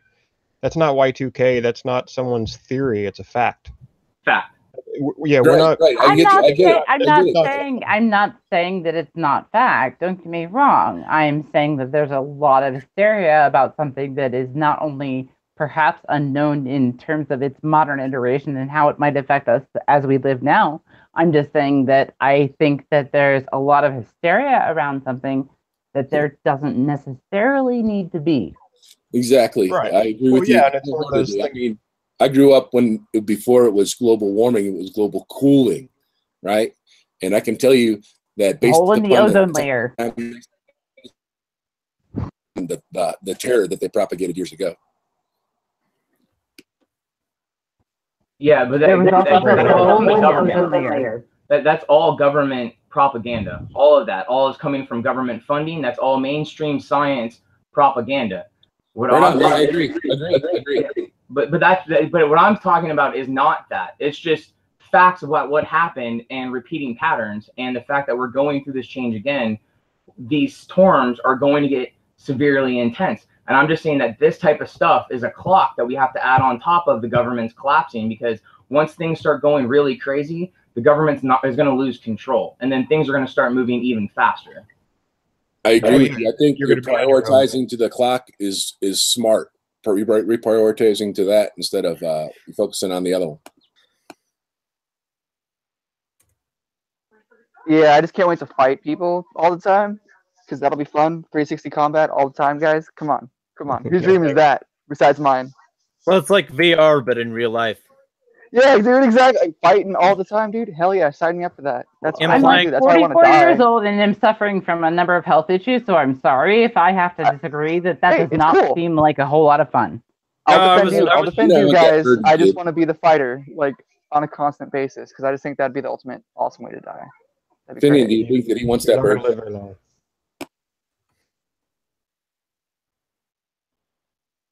But anyway, let's get back to let's talk this space thing.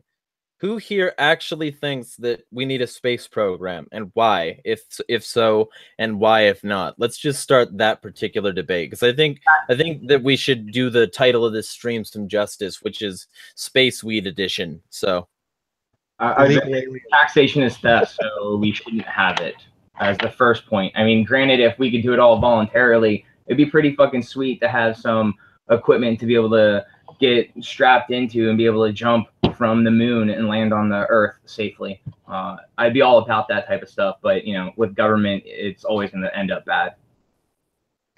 The same time that the president comes out and talks about Space Force, the Department of Defense is releasing previously classified videos of so-called UFOs. So I think that people should at least consider that as a connection between the two. Something to think about. And yeah, well, of course, we talked about it if, the other day. They need to find something really big to spend a lot of money on to keep the Ponzi scheme going. Because if it's not Space Force, it's global war. well, So and it's either or, maybe both. Agree. And also the fact is that, like, I don't know how many of you people watch Truth Stream Media. Truth Stream Media is amazing in my view. They do like very specific and very like dedicated research on a topic before covering it. I would recommend everybody go check them out. I always pimp their channel because it's very, very good. And they had this theory on disclosure, which is, for those of you who are uninitiated, the idea that the like documents related to UFOs should be disclosed so that everybody can know the truth. They have this theory that this disclosure movement is a corporate scheme to get people to look away from the things on the ground and toward the skies. Well, they're changing the paradigm shift because they've been putting chemtrails up there for years. So I mean, people haven't been paying attention to that. They're already looking at the ground. They're not looking at the skies. Right. So wait, they imply that intelligent life outside of the Earth doesn't exist, and it's just No. Okay. They imply that the recent spike in interest on it, like the guy from Blink 182 coming out as the disclosure guy, they imply that all of this is coming out very suspiciously close to a whole lot of things moving around in the background that they've been watching, like Bilderberg and shit, like all these real world things that people could be paying attention to, and they're not, because they think that we're finally going to know, quote, the truth on aliens. Right. I agree with you on a distraction thing. Okay. It's a jobs program, man. They got to build stuff. It's no different. It's no different than the wall. He's pulling FDR tricks, and maybe he's making his own Monroe doctrine in Korea, and we're going to export steel. I don't know, but it's isn't it great, by the way, that just I don't mean to just come in there, but isn't it great that fucking everybody calls Donald Trump the Republican god, but then he's acting exactly like FDR did? I mean, isn't that fucking just the perfect sublime irony? Well, see, here's the problem I have, man. He's acting like a tyrant. He's signing things by dictate. FDR was a tyrant. FDR was a tyrant. He stole Americans' gold. Agree, because we had to finance a war, right? I'll shut up. No, go for it. You don't need to shut up. I'm not trying to do that. I think the political parties are swapping. They swapped like in the 1860s or somewhere around there over a couple of decades. Their platforms switched, Democrats, Republicans. I think we're starting to see a switch back. And it's just the people who are controlling things. That's the way that most people have a very, very focused, very left brain mentality, a focus. So they miss these repeating patterns in the history. And I think it's just a way to confuse people because Trump is a Democrat. I absolutely agree. I don't care what party he affiliates himself with. It doesn't make any difference. Oh yeah, they're both the same. They're both the same. Yeah, that too. Well, and Trump said Republicans are stupid, which Republicans seem to forget. That's the only thing that's kept me from being a politician, man. I'm registered as a Republican. I don't want to be labeled as stupid.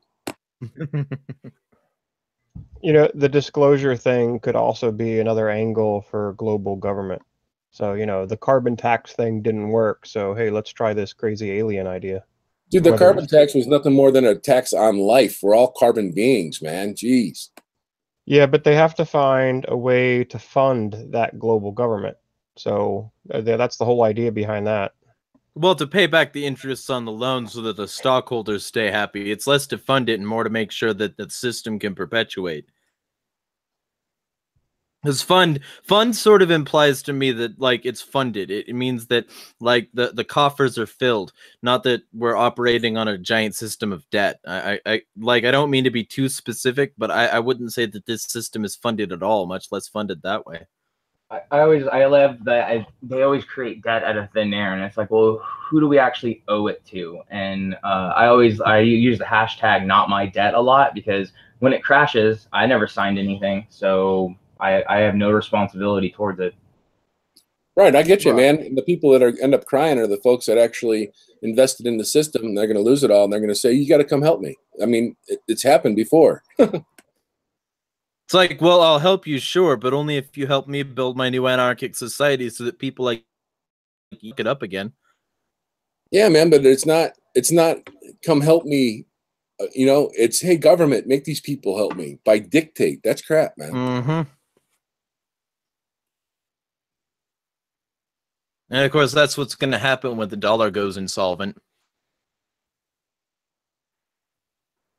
Which will absolutely happen, and somewhat soon. Yeah, I'm maybe. with you, man. I'm at the point in my life where I realize that my country is nothing more than an oil company with the army. Can you grasp that? And I mean, have you said that before?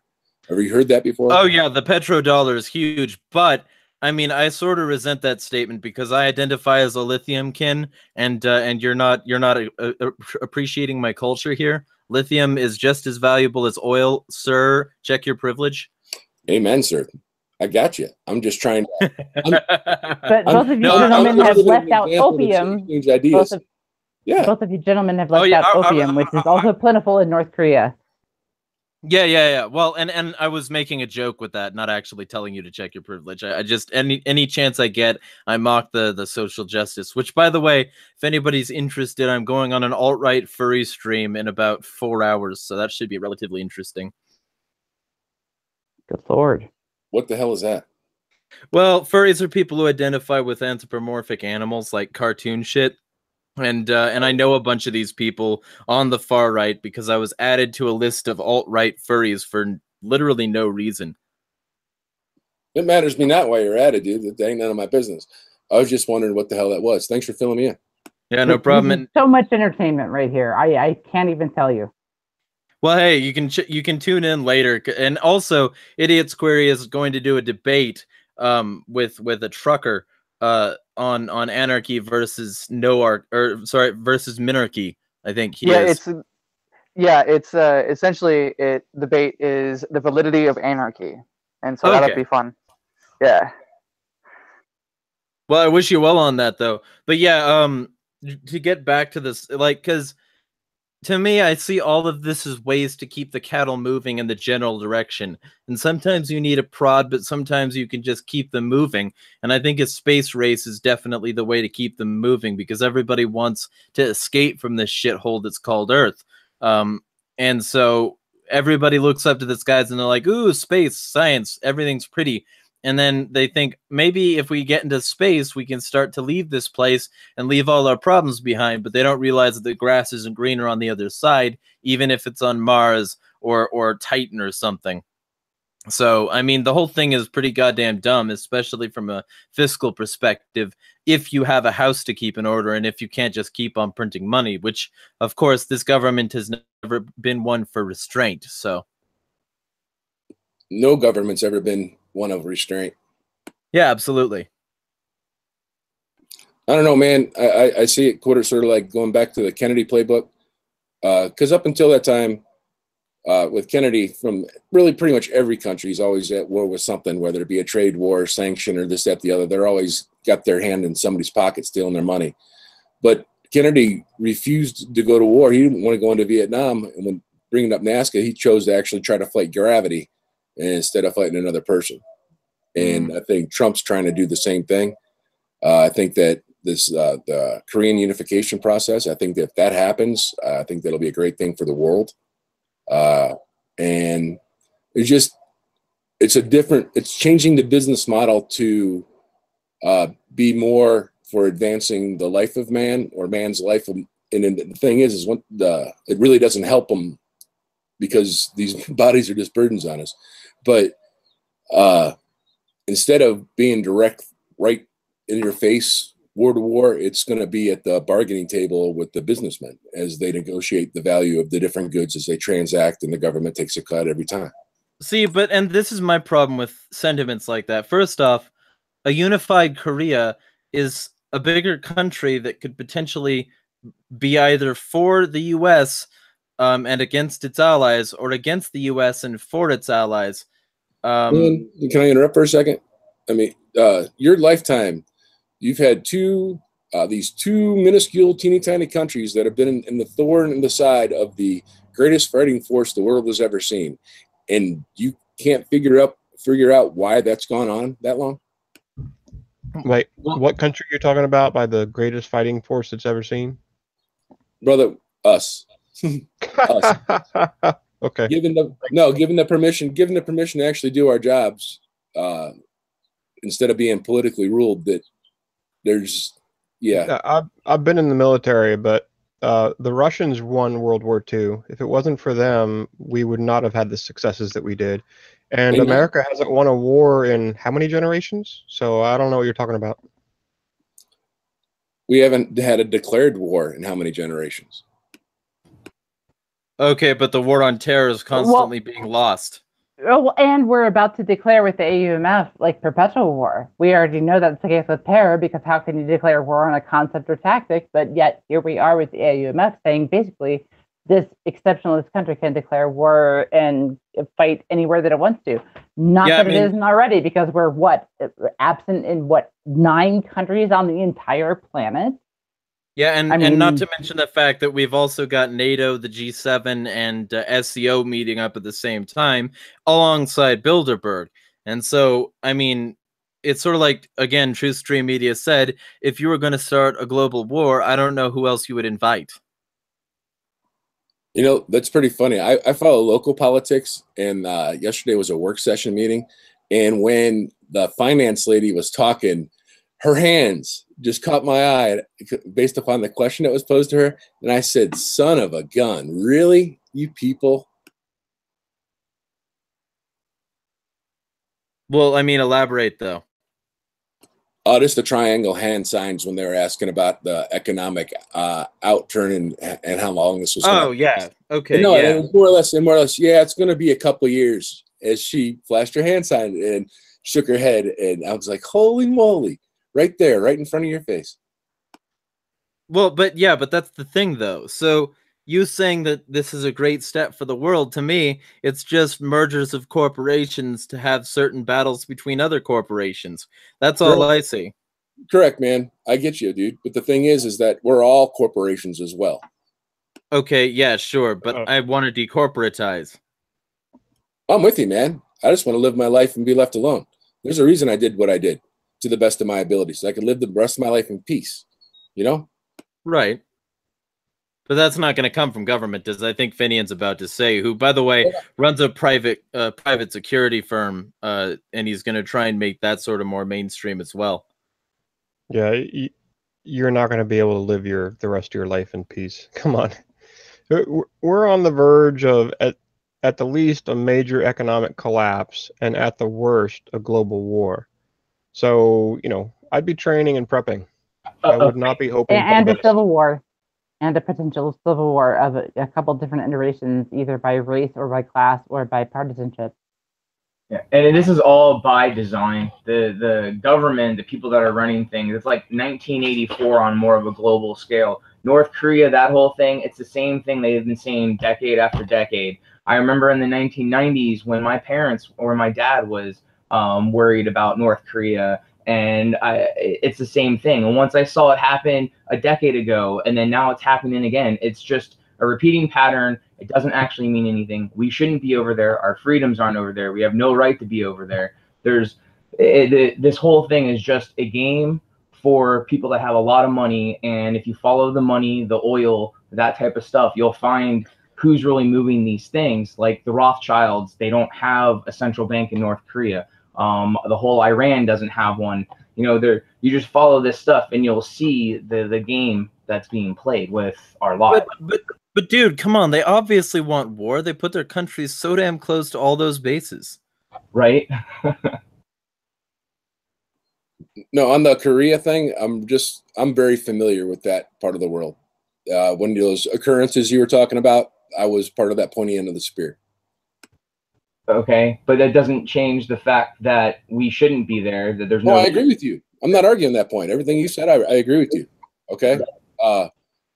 But I'm trying to get you to I'm trying to exchange ideas so that folks can think just a little bit differently, so that they can, because you keep wanting to divide yourself down and label yourself as stuff, but the only way we win is to drop those labels and actually act as a one unit instead of a whole 100 different individuals. But we are individuals. May I interject? Yeah, go for it. I would also like to say that it is kind of well known that for the past year or at least several months, the Koreas have wanted and made attempts to approach the table to talk for peace and to try to unify again. It's the will of the people primarily, you know, again, this is mob rule, but it's the will of the people primarily on both sides, from what polls say, that they want Korea to be unified and to act as one and to end the hostility. And it has been the U.S.-led West that has tried to keep the hostility up and tried to keep this veneer of, you know, this enemy atmosphere that doesn't need to exist. So if these countries who should be independent want to make peace, why are we still playing world policeman? What business is it of ours? It really is not.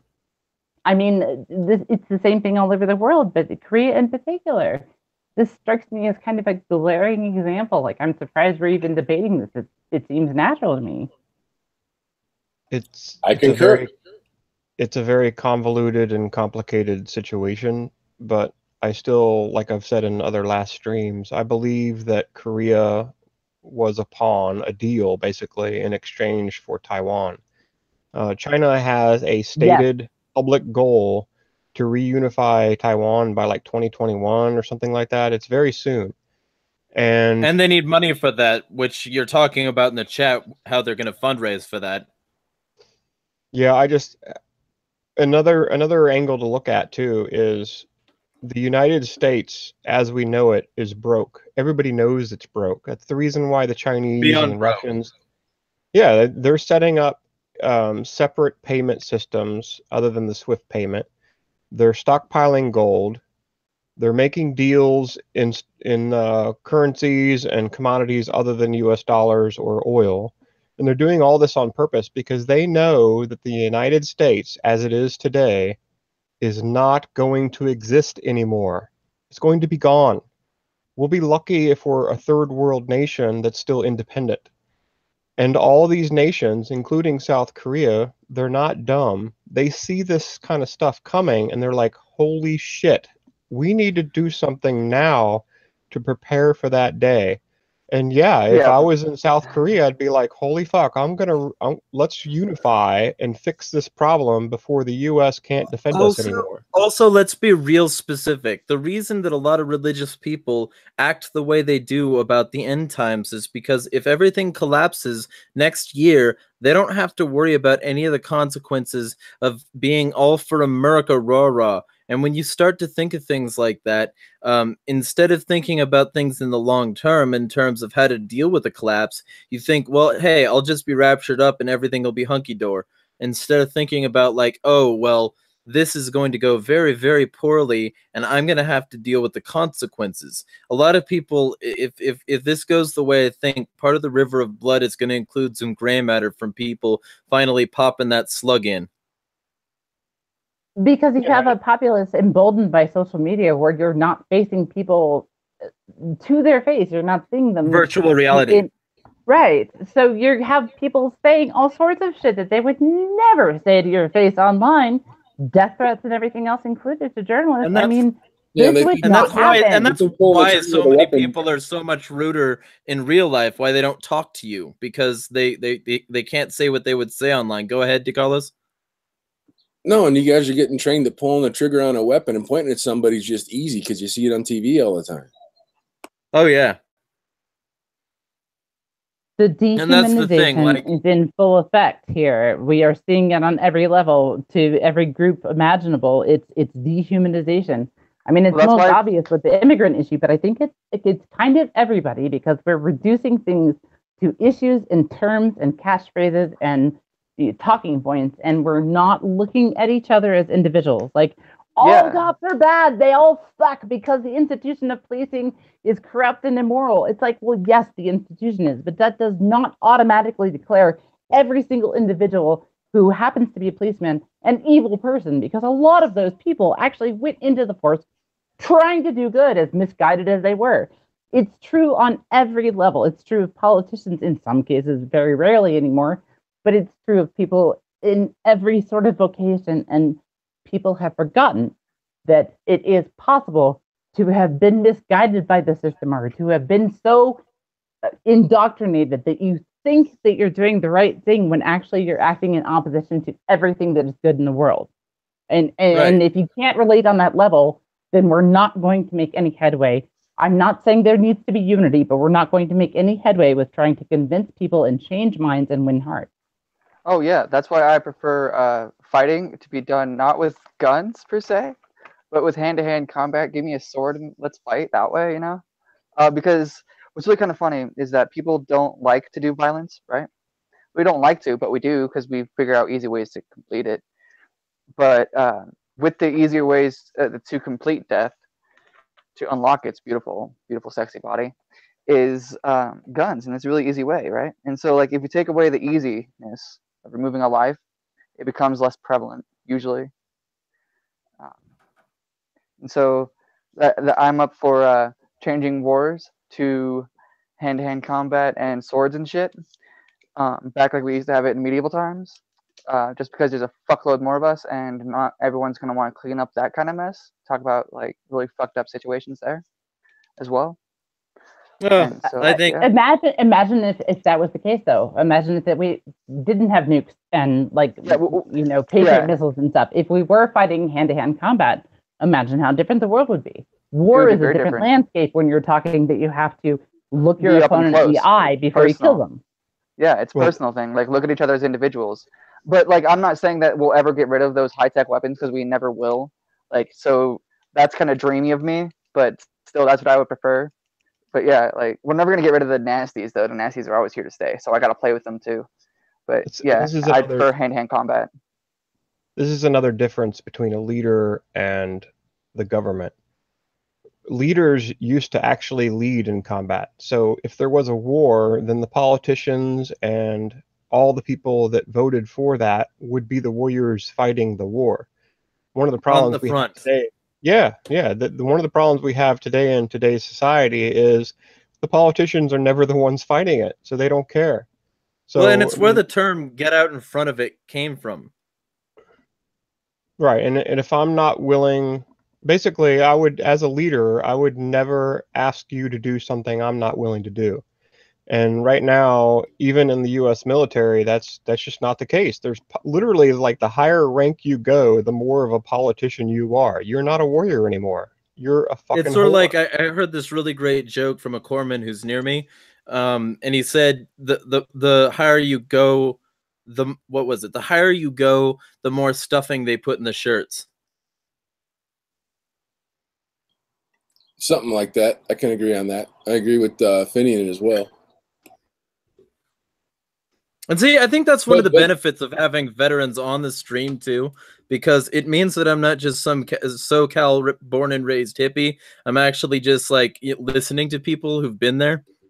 And that's why I appreciate having people like y'all on the stream, like Jeffrey, Finian, and DeCarlos here have all been through that sort of ringer. They know that I'm not just full of shit, so they can tell people that. I'm frankly surprised there's not been a military coup yet. I'm not. They get a paycheck and they get nice college benefits. Plus, war is no longer as hard as it used to be. If people were still fighting in the trenches, there would have been a coup. People can do this all from the comfort of their sofa. Basically, That's they're what I'm proxy saying. war systems. That's It's what I'm saying, definitely right? that, but it's also the fact that there is no longer a cause for the wars that we're in. What's Right. the cause for the war in Syria? Why the fuck are we in Syria? Well, we're basically defending a pipeline that has corporate interests. You know, why are we Right. here and there and everywhere else in the world? Why are we only absent in 9 countries on the entire planet? What cause are we fighting for? Like, at least with World War II, and I know that there are, you know, multiple faults and whatever complications. Plus, it was an inside We were job. fighting essentially for a cause, and that's why the populace rallied behind it, and that's where manufacturing came from, and that's where the country rallied, and everything was wonderful and good in the world because there was a fucking cause. We don't have that anymore. We're fighting terror. We're fighting the terrorist agents that our government armed, trained, and set there. Look into the How are you CFR, supposed yeah. to rally behind that as a person with a gun in your hand, looking at somebody you've never met and will never know, and you're supposed to kill them? How are you supposed to get behind that? Well, and it's sort of like war- because they don't have the same cause, they can't tell when that cause is being betrayed. But go ahead, Idiot Square. Well, I was gonna say that war is it's a son of a bitch, right? It's not in any war. Like, even if you do fight hand to hand with them, well, hand to hand you get to know the person, right? This is why I love it. You get to know the person, how they fight, what they do. You can tell what kind of a person is when you have a good sparring session with them, or even when you're just straight brawling them. Okay, you can really tell who a person is that way. With a gun, you really can't, but you can also tell kind of how they use their tactics, right? How they use their gun, where they're going, what's going to happen in the situation, how are they acting, what are they going to do. Same with their team members and everything like that. It all goes down to tactics and chess game inside there. So while you're playing that chess game from Come Life or Death, you're not really thinking about who they are, but you're trying to think of how can I survive through the situation. You're told to shoot them because they are the enemy, yes, but you're not always going to have that personal connection. So, and I'm not saying that that's what we need to not focus on. Oh shit, what was I going with that? Yeah, so when it said that they don't really know the person that they're fighting, they do, but they don't understand them, and that's not necessarily the point of war. The point of war is not to understand, it's to eliminate target. And you're always going to have war if you have to have defense usually as well, because defense kind of, it provokes as much as it defends you, if that makes any sense. Well, I But want to. should it though? wanna- I mean, like, should we be fighting like preemptive self-defense? Isn't this completely a bullshit term as much as post-truth yeah. that Well, countries yeah, have and made I up don't- in order to fight wars? Yeah, well, I don't mean that the government is using its self-defense. Government's not using self-defense in this case. We've gone well past the point of the government using that, and it never has used self-defense. And so when it comes to that, like, I mean, down to an individual level is where I'm coming from at that point.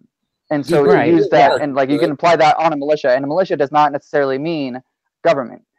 A militia is a defense force for yourself. That's You can use different. it Yes, offensively I because you agree. have to, but at the same time, you know, it's mainly for defense, but it also invites and provokes as much as it does deter. If that You makes Yeah, any sense at all. militia is And never so- related to the government. Yeah, exactly. And so, well, that's why they had it written. Must have a standing militia and things like that. You know, they wanted something there as well, so they can provide their own technical defense as a state. Virginia's get down to the Declaration of theirs. Rights. Yeah, Virginia's Declaration of Rights, Section 13 explains it as well as I've ever seen it explained. And yes, yeah, it's a state government, blah blah blah. So maybe I shouldn't be supporting it, but the definition of the Second Amendment can be derived from that article or Section 13, and it says the whole body of people trained to arms is the militia. So anybody that ever argues with you about the definition of 2A that Section 13 was written like, I forget how many years, but many years before the Second Amendment, and it clearly states the actual founder's definition.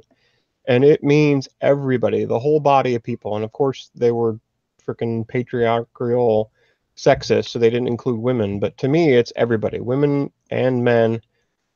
And that is the true definition of a defensive force. And that's what we need to get back to, because standing armies, standing armies, as that Section 13 says, are very dangerous to liberty. Yeah, exactly. There's a really important point on the standing army, and I can't remember what state it was. I believe it was Tennessee, but I could be wrong, where the state Supreme Court struck down that police. Wait, I'm going to say this wrong because I've said so many negatives. Basically, they said that the police don't count as a standing army. Therefore, they may occupy your house and kick you out.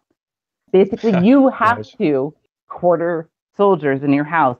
And what that judgment did is not only say that you have no rights in that situation, but it gave the police an insurmountable, enormous odds against the people for being able to take over their house. And the case was that the police came because there was somebody holed up in a neighbor's house, and they wanted to come into this neighbor's house and occupy it, and basically train snipers on this guy.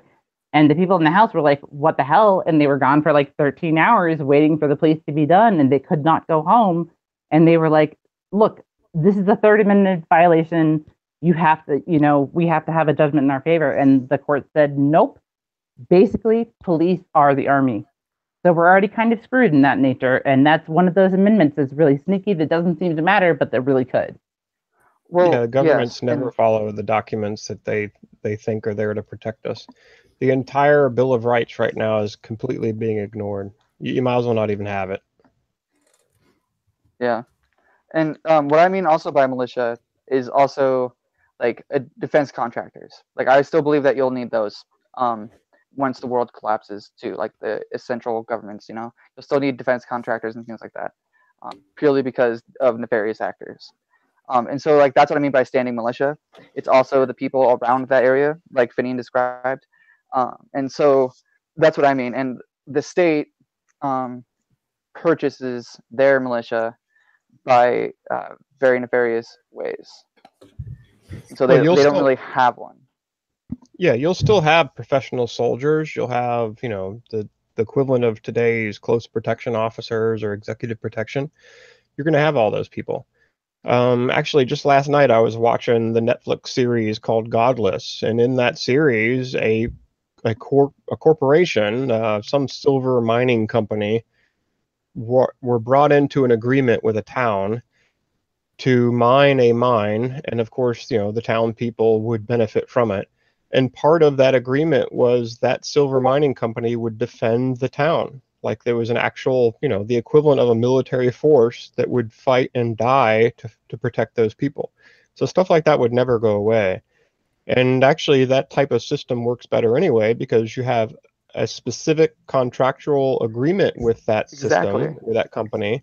And there's legitimate consequences if they fail. They have their reputation and they could go out of business, etc. And then as a last deterrent, you have the standing militia of the people themselves, the individuals who can defend themselves as well because they have the right to do so.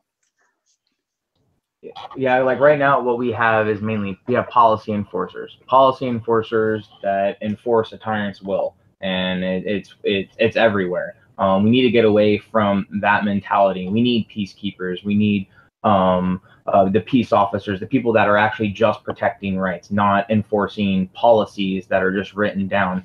And then I had another point for about like the military and things like that. Our current education system is a mix between the classical trivium, which came from Christianity, and the Prussian education system, which was all about nation building and creating mercenaries.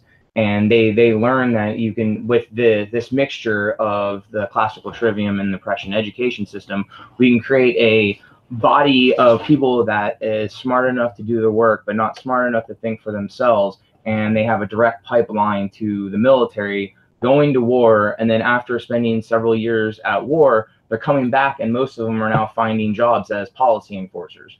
So that's why we're also seeing this increase of militarization of policy enforcers, and that mentality that there's a war going on, and it's all pushed by the government to destabilize everything, so that everyone on the left and right is focused at each other, and so that if a civil war kicks up, it's between them. When really, if a civil war starts, it really should be society versus government. That should be the only war that should happen. Exactly. Well, I agree with you wholeheartedly, man. Well, and this goes back to what I've talked about too before. I went through my county's reserve deputy training. It was like basically a 6-month academy, and it was like freaking ridiculous. Like 4 nights a week for 6 months. It was brutal. And I was surrounded by people that were looking forward to beating people up and using their authority to hurt people or, collect money from them, basically. They weren't there to help people. They weren't there to defend their individual liberties. They were there as little tyrants that were getting off on the power that they knew that they were about to have. And, they suspended me within a month. They didn't even make me an ID, basically, because once I was in the program, some idiot, apparently finally decided to investigate me, and they saw from my Facebook and Google Plus profile data that I was an actual defender of individual liberty. Those people don't last as cops. I'm sorry, they just don't. The only ones that survive in that career are the ones that are willing to trample other people's rights. Or at least sacrifice their ethics enough to support somebody who does. Right, yeah. I mean, like, I forget, like, the libertarian cop or whatever. I remember we used to have discussions with this guy, and he's like,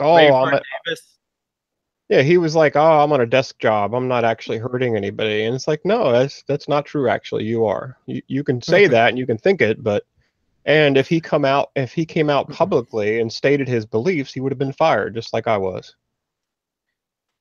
Yeah. Yeah, wasn't that on Google Plus? Yep. Yeah, that guy really irritated me. We have somebody, by the way. We have somebody who's not new to this stream, but who couldn't make it for the beginning. Lupinit, why don't you tell people where you can be found, who you are, and what you think of what's been said so far? Well, hopefully you guys can hear me. Yep, it's faint and there's a small buzz, but we can definitely hear you. It's a Bluetooth headset. May need to move it. There we go. Buzz is gone. Any better? I think so. Cool. So, hey, I'm Lupinate. You can find me on Minds, Discord, and Steemit. Clara says she can't hear you at all. Mind speaking up a bit? You're whispering, Lupinate. Please speak up, sir. Sorry, guys. I've got a sleeping wife next to me at the moment. There, she says you go. So yeah, I'm on Minds and Steemit and Discord at the moment in primary, and I'm hoping to start up a few videos soon on YouTube. And as I said, I've not really been in for very long to follow it. Seems like a bit of a well, we talked immigration and Sundays. racism. Well, we were talking immigration and racism, and then eventually it got into government reform and the space race, and then eventually into Korea. So we've been sort of discussing things in general. Fair enough. But by the way, is there any way you could deal with the buzz? Yeah, give me a minute. But yeah, that's what we've been discussing. So while he deals with that, who wants to have input on what was recently said? Well, I got a dip here, so I'm gonna let you guys go. Yeah, good luck on that debate. Yeah, thanks, man. Catch you guys later. Yeah, I'll pick up. Yeah, I'd like to hear that. Yeah, no problem. It should be live here soon. If you follow me on Twitter, you'll be able to see it. I'll probably try to post it online too if I can. But yeah, catch you guys later. Whoever is listening and want to follow me for whatever fucking reason, you can find me on at Idiots Query on Twitter, Minds, and YouTube. Later. Thank you guys. Bye. Cool. Be well. Yeah. you guys seem.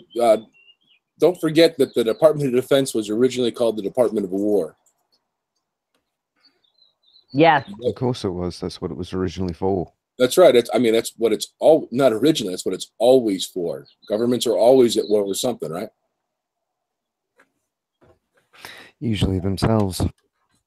Well, agree, but they're always at war with something because they have to achieve or accrue value. That they put the burden on us to go out and accrue this value and everything. You know what I mean? Oh, very Well, true. yeah, and that's one of the things. Like this new 55-gallon limit of water in California, that benefits Nestle. That benefits food manufacturers. Now that I've thought about that, that benefits. There's a lot of new nut farms and stuff out there, and they're not very water efficient, man. Yeah, and it benefits the elites directly, because it's not like they'll shut off your water immediately as soon as you get to 55 gallons. Like you're in the middle of your shower and you're covered in soap and just shoop. It's more like they'll fine you. And so they get money personally, they get money directly, and then they get money later on down the line by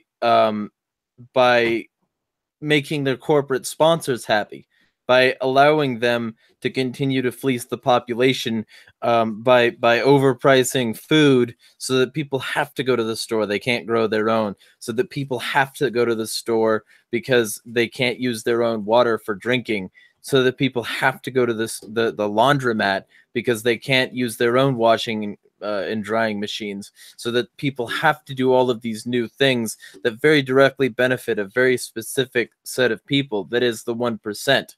And so I think it's very valuable to remember that all of these things, like, and this is just a simple water restriction. It seems like nothing on the surface. It seems like, oh, and you know, the CBS, when they did all their interviews, they fucking interviewed people, and people were just like, oh, well, I understand why. You know, I don't necessarily agree with it, but I understand. And like, just letting their freedoms go without any thought. And that's what the elites want. They want the freedoms gone, and they want to profit off of it while they go. This reminds That's exactly me what policing and military is. Go ahead, Finian. This reminds me of all the people being arrested for like camping on their own property, and basically you're not allowed to be off grid, even if you quote unquote own the land, which I know that's a joke because we pay property taxes on it, but yeah, so like even you can't even camp on your own property anymore. And you know, like solar systems and off-grid systems, a lot of places on the planet require you by law to be connected to the grid. If you're off the grid, it's automatically illegal. I mean, and then there's places like Panama where, you know, I looked into relocating there, and one of the things that held me back at first, apparently it's changed since then, is that solar was illegal. Well, the reason why solar was illegal was because the electric company of Panama basically ran the government. Go figure. So they didn't want people, you know, installing solar systems to lose out on their money. So yeah, the whole system's rigged. Right. It's not just like rainwater being illegal. And we already know, like almost everywhere, again, the government owns the water sources. They own all the creeks, the rivers, everything. Like you have no control over them. If you try to make a change to it, they'll come after you. So yeah, all that kind of stuff. They don't want you off grid, and they definitely don't want you to be able to survive on your own. Yeah, much less be able to test these things out so that you're not twisting in the wind if a collapse comes. They get to test everything, and you get to test nothing. You have to rely on them even after a collapse. That's the sick thing. You're still attached to the tether. Were you going to say something to Carlos Danger? Yeah, man, I agree with you on the attachment and everything. And you do your job because you think you do your job to the best of your ability, because if you didn't do your job to the best of the ability, you were cheating the American taxpayer who you were supposed to be working for. Right. And of course, to the best of your ability meant that you did the thing that you were told to do to the best of your ability, not that you thought for yourself or that you pointed your gun where you wanted to. They pointed, you went. They said jump, you said how high, or you were a bad guy. And that's the reason all these movies exist, all this media exists, where the troop is going off the reservation, because there are lots of veterans who sympathize with that, but never got the balls up to do it.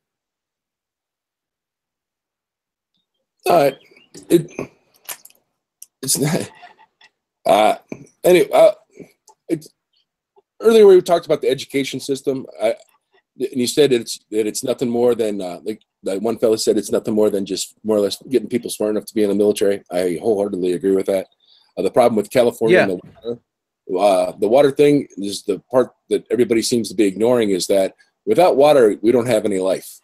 So by corporatizing the water, now you have to go to Nestle's to eat, or if you governmentize the water, you got to go to the government to eat, or you build your own well, but then you got to pay a tax for the electricity to pump it out of the ground. So you're hosed either way, but it's all water's life, man. Yeah.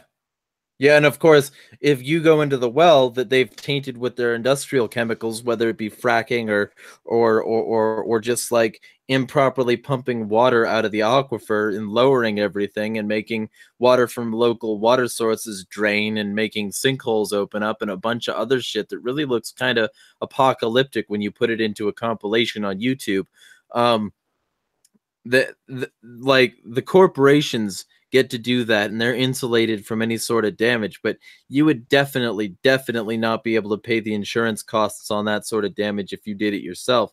And that's the reason they like all these people, they get together and conglomeratize their power, and they don't have to worry about their consequences. And then they make a shit ton of money, and they make their products cheap, and they make loss leaders. And then those loss leaders, you know, because Nestle is a candy company and a general food company, and they own water as well, which means that they can sell water as a loss leader to get people in stores, but ultimately they're making their biggest money off of the shit like little, you know, chocolate pieces that people can make cookies out of. So they get to insulate against all of these. Let's not downplay actually the size of Nestle. Dollars. Yeah, the Nestle thing is huge. They make billions and billions and billions of dollars off of it's not water just on that cookies. Often comes from public land that they bottled essentially for free at the public tribal expense, land, and that lowers aquifers and ruins the environment. I went there and saw it myself in the San Bernardino Mountains. They have completely destroyed what was a canyon that was alive and thriving, and a runoff sort of drainage area that was just an absolutely imperative part of the ecosphere there. That Nestle, by its dubious practices, has completely ruined that area, and that is one of, I think, hundreds in this country that they have done that to. Right. And it can't be downplayed. Well, right, and I'm not trying to downplay it. I'm saying that they make money from that, and then they make a shit ton more from something else. Yeah, they may make, but they do. The thing about Nestle is because they're a multinational conglomerate, and the way that they work, every company under them will basically be competing within the hierarchy of the company to try and prove that they're the one that deserved the most budget this year. Right, it's the same as a government. So you've got to treat them the same. They're all businesses. They all work the same way. It's just how they how ethically they will function. I was going to say, what nasty corners do they cut? Yeah, what corners will they cut? Right, man. And here's the deal.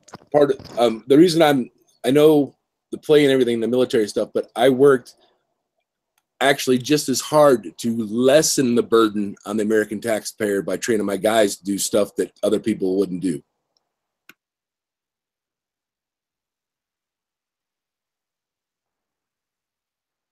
And I'm guessing you can't discuss those specific things? I was a submariner, right? So everybody wants, you know, how deep can it go or whatever. But here's a better question. How shallow can you operate? How long can you be there? And where can you go? And how deep does that water have to be? And can I tell you that global warming is a damn lie, and the ice caps, they might be melting, but the water level's not rising. So don't worry about it. And global warming is a lie because it requires flat Earth to be true. Well, and our star is in a minimum right now. So if I'm going to worry about anything, I'm worrying about an ice age, not a warming. Right, man. I get you. But that was back when we were, I mean, I'm not concerned with either one of them, man. I'm actually prepared to meet my maker on any given time. So, I mean, I enjoy the conversations that I learn from you guys. Yeah, but I plan to survive, so there are certain things you can't prepare for. But there are some things that you can, like why live on a coast when you don't have to, and don't live on the Ring of Fire, and I mean, don't live near or downwind from a nuclear power plant. There are things that you can do now to prepare for these kinds of eventualities, whether they happen or not. I mean, I store food whether I need it or not. I store water whether I need it or not. These are kinds of things that the smart people should be doing, and we need those smart people to survive. So I'm hoping that they're doing those things, because believe me, the government is definitely doing it, and they're building their shelters and they're preparing. So we probably should be too, at least the ones that are smart enough to be doing it. No, I'm with you, dude, and all that stuff. The only thing you got me there on is the downwind from a nuclear power plant, but it's like 200 miles or so. But Yeah, I live about 5,000 feet. I don't live on the coastline, and we got more problems with tunnels here than we do with earthquakes. The water thing too, I just want to mention before we move on completely, Nestle has actually lowered the water tables so badly in many areas, and people can research this for themselves to confirm it. You are a homeowner with a well, and guess what? All of a sudden your well goes dry because Nestle is sucking that much water out of the ground that your well is no longer functioning. That would I believe I saw that same This is the thing I documentary. don't get. This That was is the thing excellent. I really don't understand this. How can they bypass private land law on that government one? allows them to Because get away with I it. even in can California, if it's even an in honest question, California, I can there's answer private that for law one there. location. I Go mean, ahead. if it's an honest, I can answer that. In the San Bernardino Mountains, in the San Bernardino National Forest, which is federal land, essentially public land, Nestle had a permit that had expired in 1988, and they paid a total of $526 to withdraw an unlimited amount of water from this one spring on public lands. And they continue to do it. And there were lawsuits and all sorts of things happening in the past couple of years. And ultimately, they were removed from the ground. They were no longer granted permission, but it was a very long-standing battle. And it has to do with water rights. And that's the case in a lot of places. This idea of water rights from basically the pioneer, like colonial days of this country that are so backwards, they allow these corporations to step in and claim what is not at all rightfully theirs, and they ruin it. And you're right about whoever it was that said about the water tables. You're right. In the San Bernardino Mountains and Strawberry Spring, they have lowered it so badly that the entire area is dying off.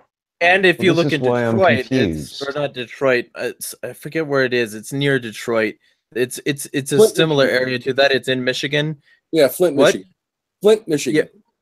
Well, it's Flint. near Flint. I'm not sure that it is Flint. That No, Nestle it's is. not I think Flint. I know where you're talking about, and it has to do with a different brand of their water. But yeah, and that's a mess too. It's a tribal area, and that's what because people don't think about it. They don't think about the results of somebody doing quote with their land quote with what they want, because realistically, you have to analyze the impact of what you do on other people. If I build a big ass chunk of C4 on my land and detonate it, and it blows up my neighbor's house or takes out their windows, I have to pay for that. But if Nestle drains aquifers that stretch miles outside of their property line, somehow they get insulated.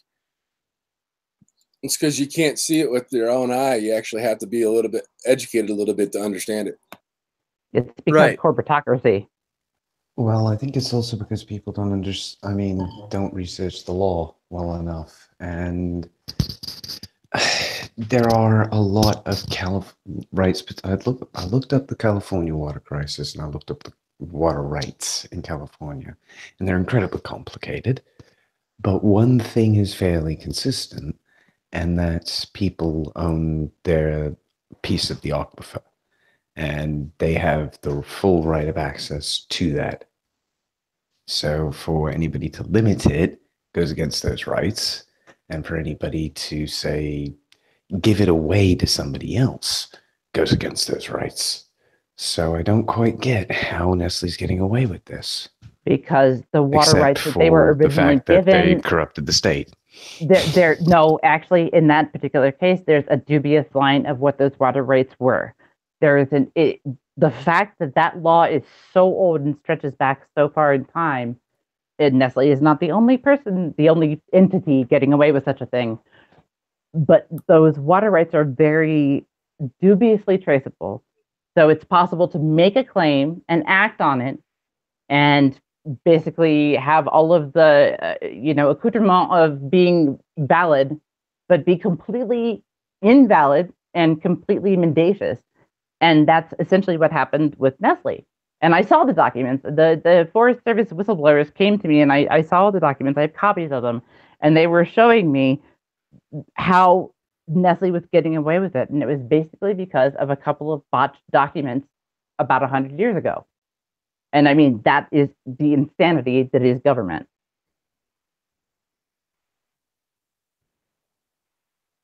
I couldn't agree with you more. That's an excellent assessment.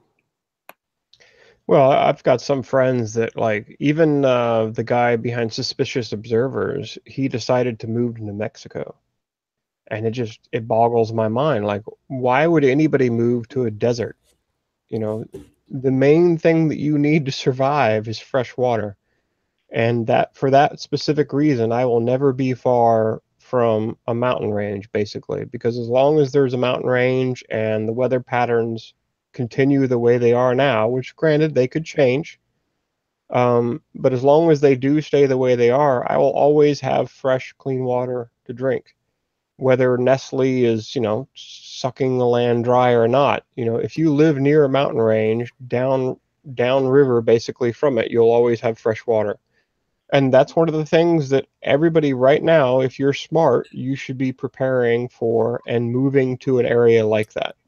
And I live in an area like that, and I highly recommend people do move to an area like that. Don't move to a freaking desert like New Mexico or Arizona, where the only way you get water is it being pumped out of the ground or an aqueduct from, California or something. That's just a bad idea. Don't do it. I'm with you, dude. I do live in Arizona, but I do live 10 miles from a freshwater supply that runs intermittently. That's from Mexico, one of the only rivers that moves from Mexico into the States. And about an hour's drive away, but only like 20, 22 miles away, as the crow flies, to a lake compoundment. But the concern I have with your mountains thought process is that who owns the top of the mountains? Or who has set claim to the top of the mountains? Well, the state controls like the national forest, because I'm in Virginia, so all the national forests, of course, and the federal parks are controlled by the government, but they can't stop the water flow. So, I mean, whether they declare ownership over it or not, they can't stop me from surviving off of that water that flows, again, as long as it keeps raining in my area. I don't have to worry about fresh water because it'll always be there. Right. I mean, the folks in the Tennessee River Valley, during like the Tennessee Valley Authority stuff, they thought the same thing too. Yeah, that didn't work out well for them. I actually got a theory on, because that was during Prohibition, where they outlawed cannabis and alcohol. But I think those areas that flooded out, or that they ended up flooding them out, were rich river valleys with a lot of minerals and everything. And I bet you they farmed a lot of hemp there, and that they didn't want the competition, so they flooded them out. Now we have a lot of water. We can have a lot of beer and whiskey. Well, I don't expect government as we know it today to be around. When all this comes down, basically it's going to be the, you're on your own scenario. So you should be in a place where whatever your laws currently are, just forget about them. Those laws aren't going to be enforceable. Your objective should be, can I survive without distribution systems, without credit, without a bank account, and without fiat currency? It sounds like so dramatic and doomsday, but that really is what's coming, and you should be preparing for that if you want to survive, at least. I mean, I know people that are like, please just, kill me in the initial nuclear blast. I don't want to live, but I don't know about anybody else. I plan to survive. I'm going to be here. My I kids plan are to going fuck live. these motherfuckers up. I plan on kind of messing with their minds to allow you guys to show you guys some different places where it can be exploited. So perhaps maybe we can be more strategic with our thoughts instead of tactical execution. And see, that's one of the things. That's one of the reasons I won't be censored and I won't allow this channel to be censored, because like they're trying to suppress me. People have been seeing it happen on an active level. Because I get large amounts of different people on here, and those different varying perspectives all pointed toward the same direction of get this corruption hence from me. That is directly counter to the divide and conquer the narrative that the state wants to push. And I think anybody who is willing should do this sort of thing, whether it be online or whether it just be getting that conversation, that awkward conversation going with your friends and family at the dinner table or on the bus or between college classes or in college classes. Because fuck, I mean, they're teaching kids to disrupt for good.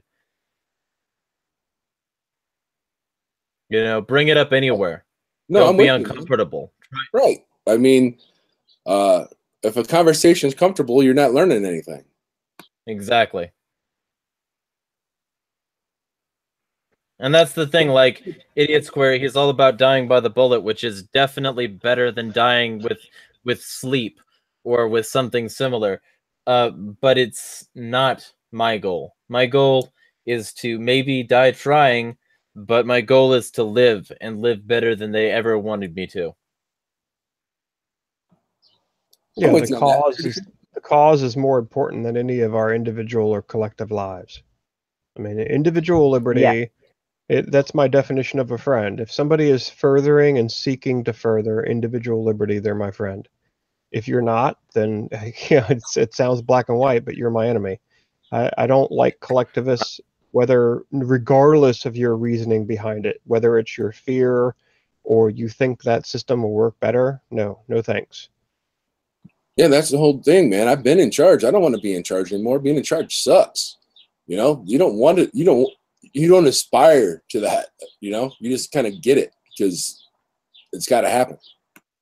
Yeah, and I'm ENTJ. I've got plenty of people interested in what I'm going to start here soon, which is going to be a daily news show every morning, in addition to all the other stuff that I do.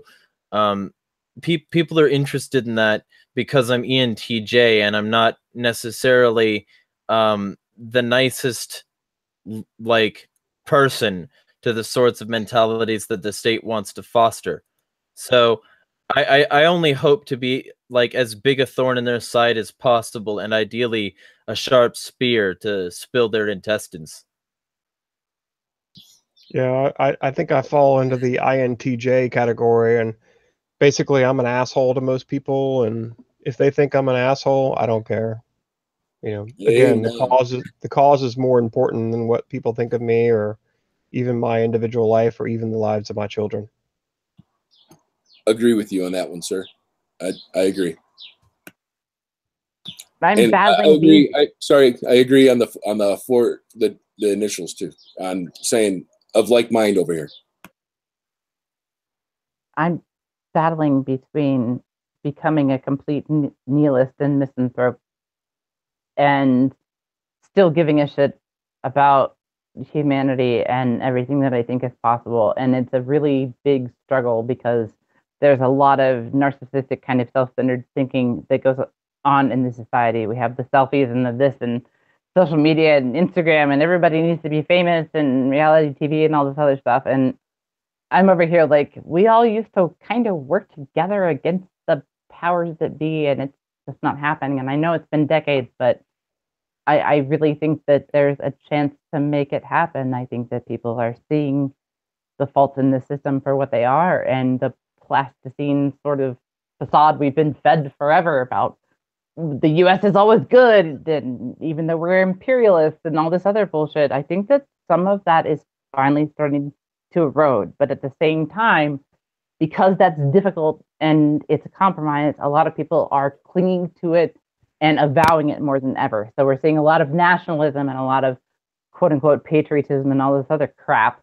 And we have to fight through all of that and the indoctrination and this fear, because when people lash out in anger and hatred, it's most often fear. And if we can just approach each other as human beings for once, instead of as, oh, well, hey, I see that you're blue and you're red, I think we'll actually get somewhere. Agreed. I don't. What happened to questioning authority? And I mean, that was like an American value at one point, wasn't it? Yeah, well, and it's always funny to hear from so-called patriots who would call the founders traitors if they did the same thing today. You know what? There's some fact in that, man. So I mean, what are we going to divide ourselves and argue that over for? I mean, we have more in common than just stupid details like that. And not stupid details, relevant historical fact that we can learn from in order to not repeat it again. How's that? Yeah. And I think we see eye to eye more than we don't. What were you going to say, Finine? I've worked with people that walk around the office with either a British or an Israeli flag on their lapel. We have a lot of divided loyalties. I hate saying we, but basically the U.S. government has a lot of divided loyalties. And it's not just a conspiracy theory that outside forces are controlling the United States policy, whether it be economic or military. And actually, DeCarlos was talking about it earlier. There are so-called white hat hackers or people that are quote unquote on the right side within military. But the main concern I have, and this gets back to my lifelong question, is my concern is that those people will always be greatly outnumbered. And we will all, we, again, I can say it thankfully correctly in that regard, we will always be outnumbered. And we need to prepare for the fact that we might actually always be outnumbered. Like how can we coexist with a majority of people that want to be ruled? I don't know the answer to that question, but it's a serious question that needs to be evaluated, because unfortunately, I think that's the truth that we face. We have to find a way to coexist with people that will use force to make us do what they want us to do. They won't do it. They'll ask somebody else or pay somebody else to do it.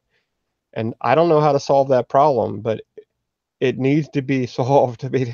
If it's not, then we're looking at a bloody revolution and a lot of people dying. Maybe that's going to happen anyway. I don't know, but like the whole military firearms thing, if the government comes or makes a move to disarm me of military style weapons, that's it. I start killing people. I mean, I don't think that a lot of people out there understand that that's a line in stone. It goes all the way back to the Revolutionary War, when the British went on a march to disarm people and hang their leaders. And if they want to go that way again, they want to go to that, then they're going to be met with that exact same force. And I'm not alone. There's like millions of Americans that are going to do the same thing. So well, I don't know the solution. Let's address the starting call for the Civil War then that happened this week. Maxine Waters. And she's not alone. There's a couple politicians and op-ed, and I believe Fortune, that also said, hey, we're heading for civil war. And then you have the Atlantic saying, hey, these protests are just like the 70s in Vietnam. And hey, they were kind of effective. But remember, the Atlantic is the NATO publication, and they're actually calling for incitement. That's a very important point to remember. No, I know. Yeah, it's redirection, man. It's to keep people from reading the Inspector General's report.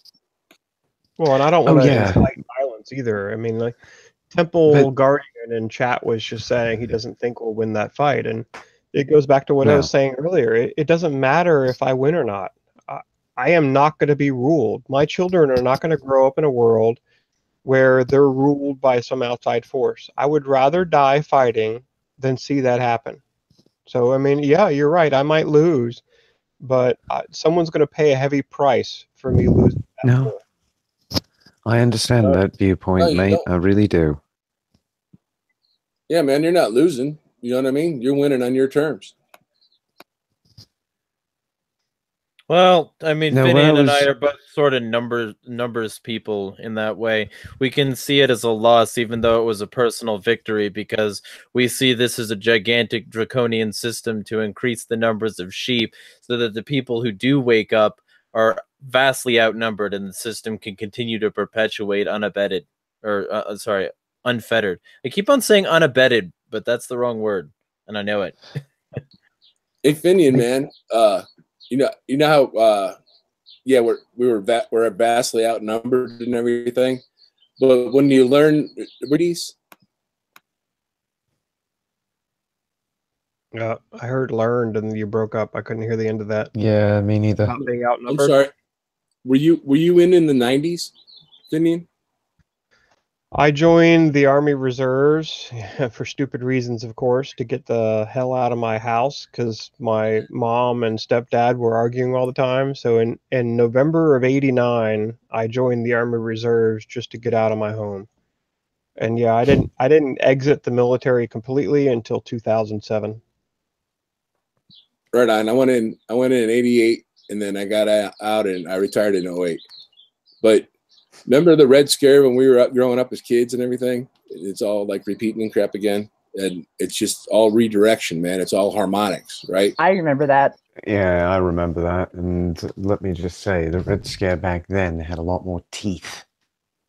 Well, yeah, I went to Intel school at Fort Huachuca, and that 3 months that I spent there, the entire focus on that school was so-called Soviet, today Russian military doctrine and hardware. So certainly a definite We Red learned Scare, in so to speak. school the way that we were taught in school when I was going through that period was it was very bent towards the Soviets as the enemy. Like you can tell in the history books, and I can tell by what I learned later after the wall fell and such. Like the difference is astonishing in how the propaganda was working, even in what were supposed to be neutral text. But there was something, one of you guys mentioned the DOJ report. Did anybody see what was hidden in that report? There's nothing hidden in it. It's Oh yeah, right there there. is. There's an appendix. It's not hidden. It's printed. There's an entire appendix that has been redacted. So they redacted all their source methods.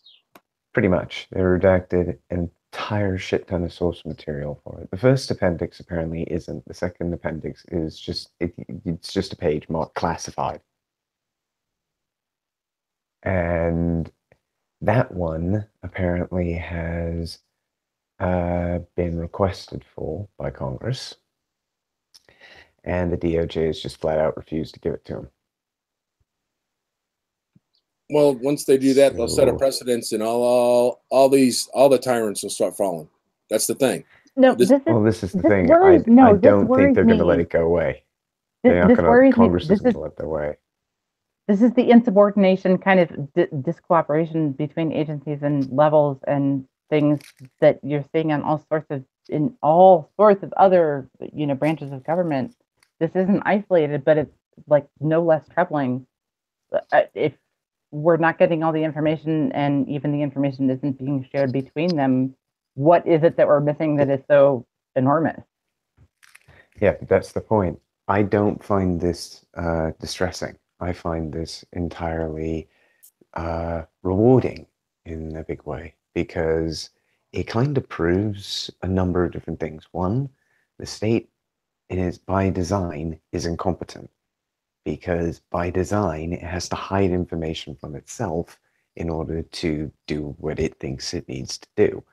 Now, when somebody hides information from themselves, which is normally quite difficult to do as an individual, but if you do it between two people, that dichotomy fails very quickly. And when that dichotomy fails, trust is lost. If the politicians can't trust the bureaucrats, then the politicians will get rid of the bureaucrats to some extent. If bureaucrats can't trust the politicians, the bureaucrats are getting rid of the politicians. So we've got the state fighting itself, quite literally right now, which is what it should always be doing. And it should only focus on its own internal war between the bureaucracy and the political branch, sort of like they do in Yes Minister. But that is the point of government. It is controlled stasis. And right now, neither side is willing to work in stasis. So they want a certain direction pushed, and neither side is willing to agree within the bureaucracy and the politics. And within the politics themselves, you've got multiple sides. So the whole thing is becoming the shit show that we've all said it is. And it is blatant now. People have to be...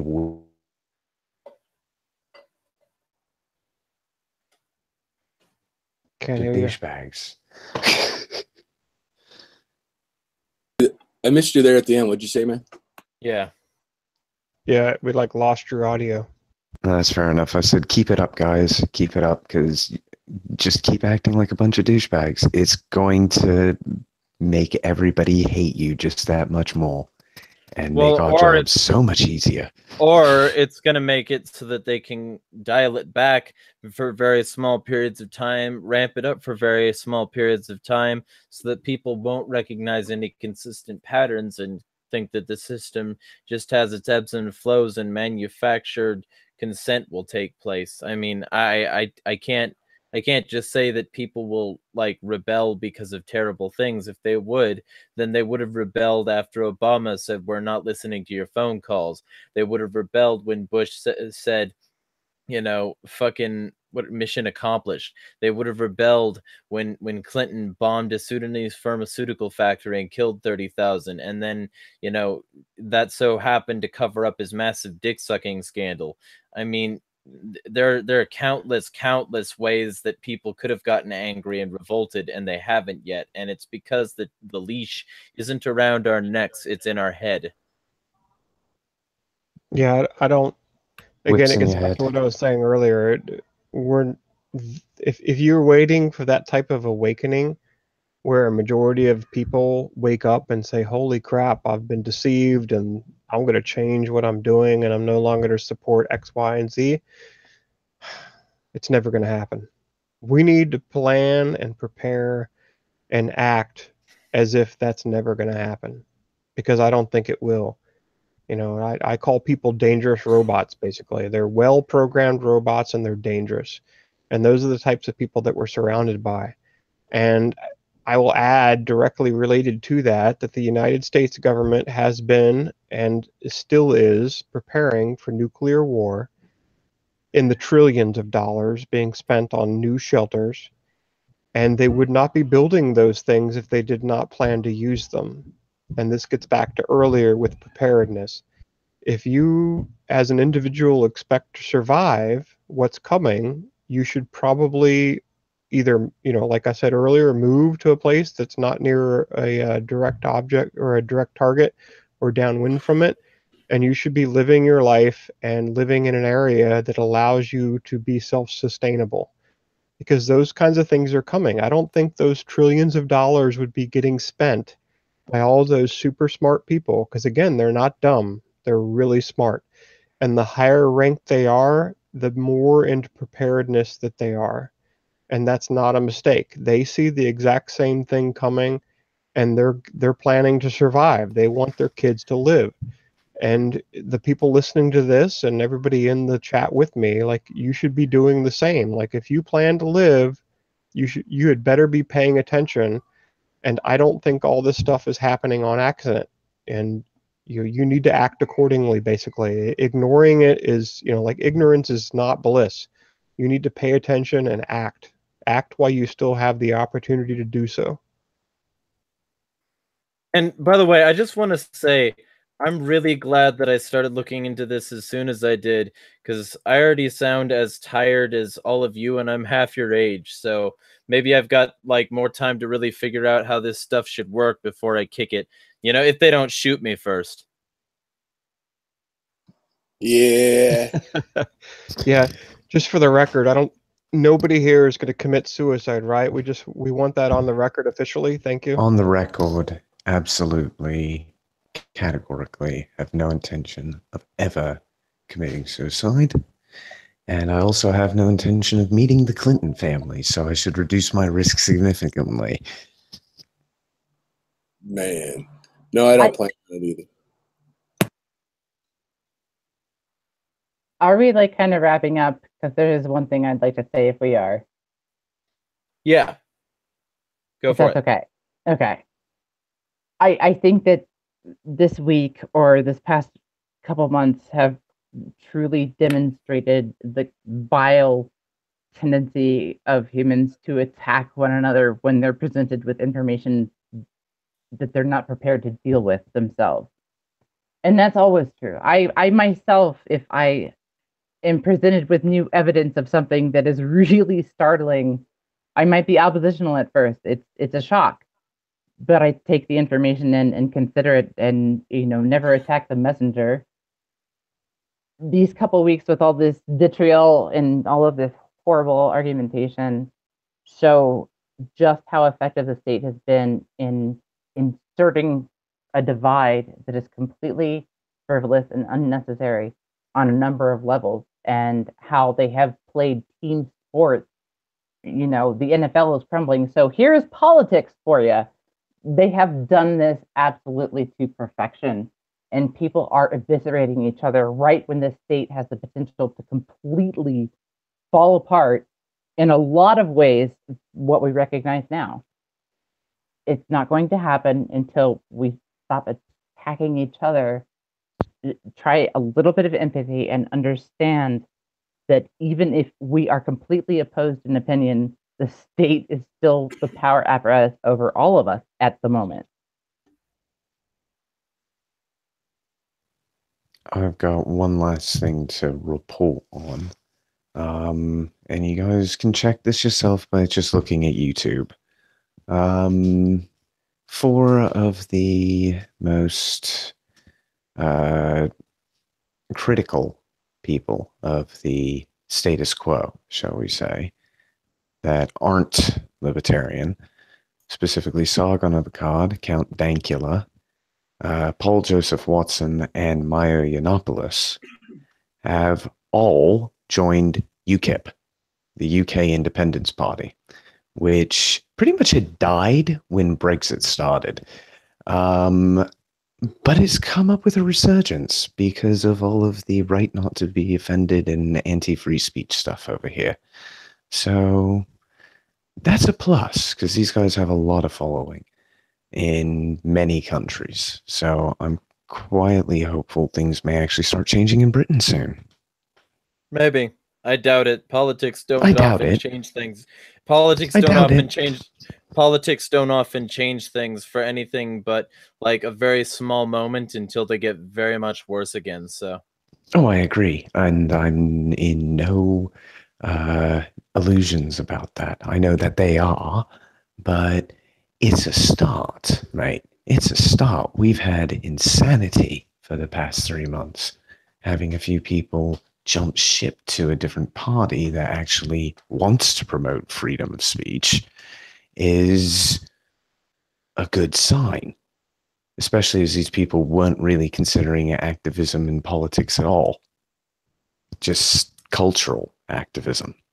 So I mean, it might be a good sign, or it might be the elites letting us play in the yard. I don't know. Yeah, possibly one or the other, but if they can do it, that's the thing. We'll have to see if they can actually affect some sort of change over here. Bully. And if they can't, well, proves our point even more. Win-win, no matter how it plays out. Well, hey, we shall see. And we shall see next Wednesday when the next Real News Wednesday is happening. So feel free to set reminders for that day. we have to wrap up pretty much now. I've got this other stream that I have to prepare for at around 2 hours from now. So everybody, tell people where you can be found and what you do. Michael DeCarlo. Go ahead, Finn. Sorry, I'm on Steemit mainly these days. And then my first name, which you can see in the Hangout here, and I'm also, my business accounts are at libertyprofessionals.com, which actually Jeremiah has been helping design that webpage, and I'm also on Twitter at libertypropi. And again, I'm a private investigator in Virginia, and my primary focus is on residential security. So if you need help securing your residential property, then let me know. I'll gladly help you. Yeah, sorry about that. So who's next? Who we got? I'll go. I'm Claire Burnish, Claire S with no period for some reason, because on Facebook and on Twitter, I'm Subversive Pen with an underscore in between. And I'm not really currently writing, although I might be submitting things in places. I've written for Antimedia, Free Thought Project, Mind Unleashed. And yeah, that's about it. Thanks. If you're not on Steemit, please join it. I'll gladly help you get started on there. I'm on there, but I can't ever get anybody to look at anything. So yes, please. Thank you. I'm Michael DeCarlo. I write a blog about tyranny. It's primarily local stuff lately, but my earlier stuff, I think my first blog post that I put in there was about liberty, and I started writing down historical events that happened in the past that kind of are like harmonics to now. It was sort of like, if you take the time, somebody would ever take the time to read it, like my kids, for instance, or my grandkids, they'd understand that their grandfather wasn't crazy. But it's dcarlosdanger.com. I'm on Facebook and Twitter. And thanks for having me on again. Appreciate it. Thanks for coming on. How about you, Lupinate? Well, I'm Lupinate. You can find me on Discord and Minds as Lupinate, and as an Arctic Wolf on Steemit. And thanks for having me again, guys. Have a good evening. And if anybody's still on and they want to support the show, there are many ways to do that in the description. You can also go to patreon.com/insanity is free, because I'm going to need a fuck ton of support over the next short bit if I'm going to keep this up. Make sure to check out all of the stuff that I do other than this particular stream. I do a Sunday stream, and I'm about to ramp all this shit up by doing a daily news stream. This stream will also coincide on Wednesdays with my regular Wednesday news show on journalisticrevolution.com, IPMnation.com, and arradio.com. I think that's what it's called. So feel free to support me if you appreciate what I do, these sorts of streams that I have going. Once I get this news show together for a long time with enough anchors for a long time, I hope to be able to split profits with them to be an official news show. I want to really fuck the state up, get their paradigms messed up, get people talking about real shit instead of how terrible their neighbor is, and start getting their neighbor to be even less terrible so that they will have less to talk about. So feel free to support this show.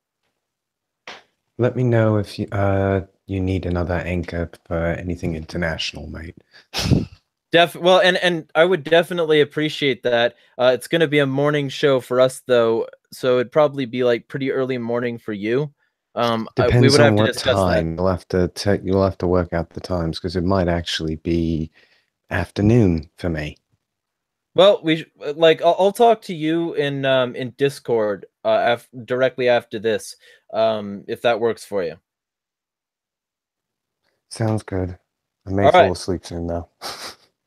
Well, I'll try to keep the conversation brief. Anyway, see y'all probably, I want to say this Sunday and then all the next week. Once every day. Daily content, motherfuckers. That's where the money's at. That's where the views are at. So we will see y'all then. All right. Good talking. Yeah, thank you, Jeremiah. Good talking, Cheers, everybody. guys. Thank you. The computer is shipped, by the way. I'll send you the tracking number.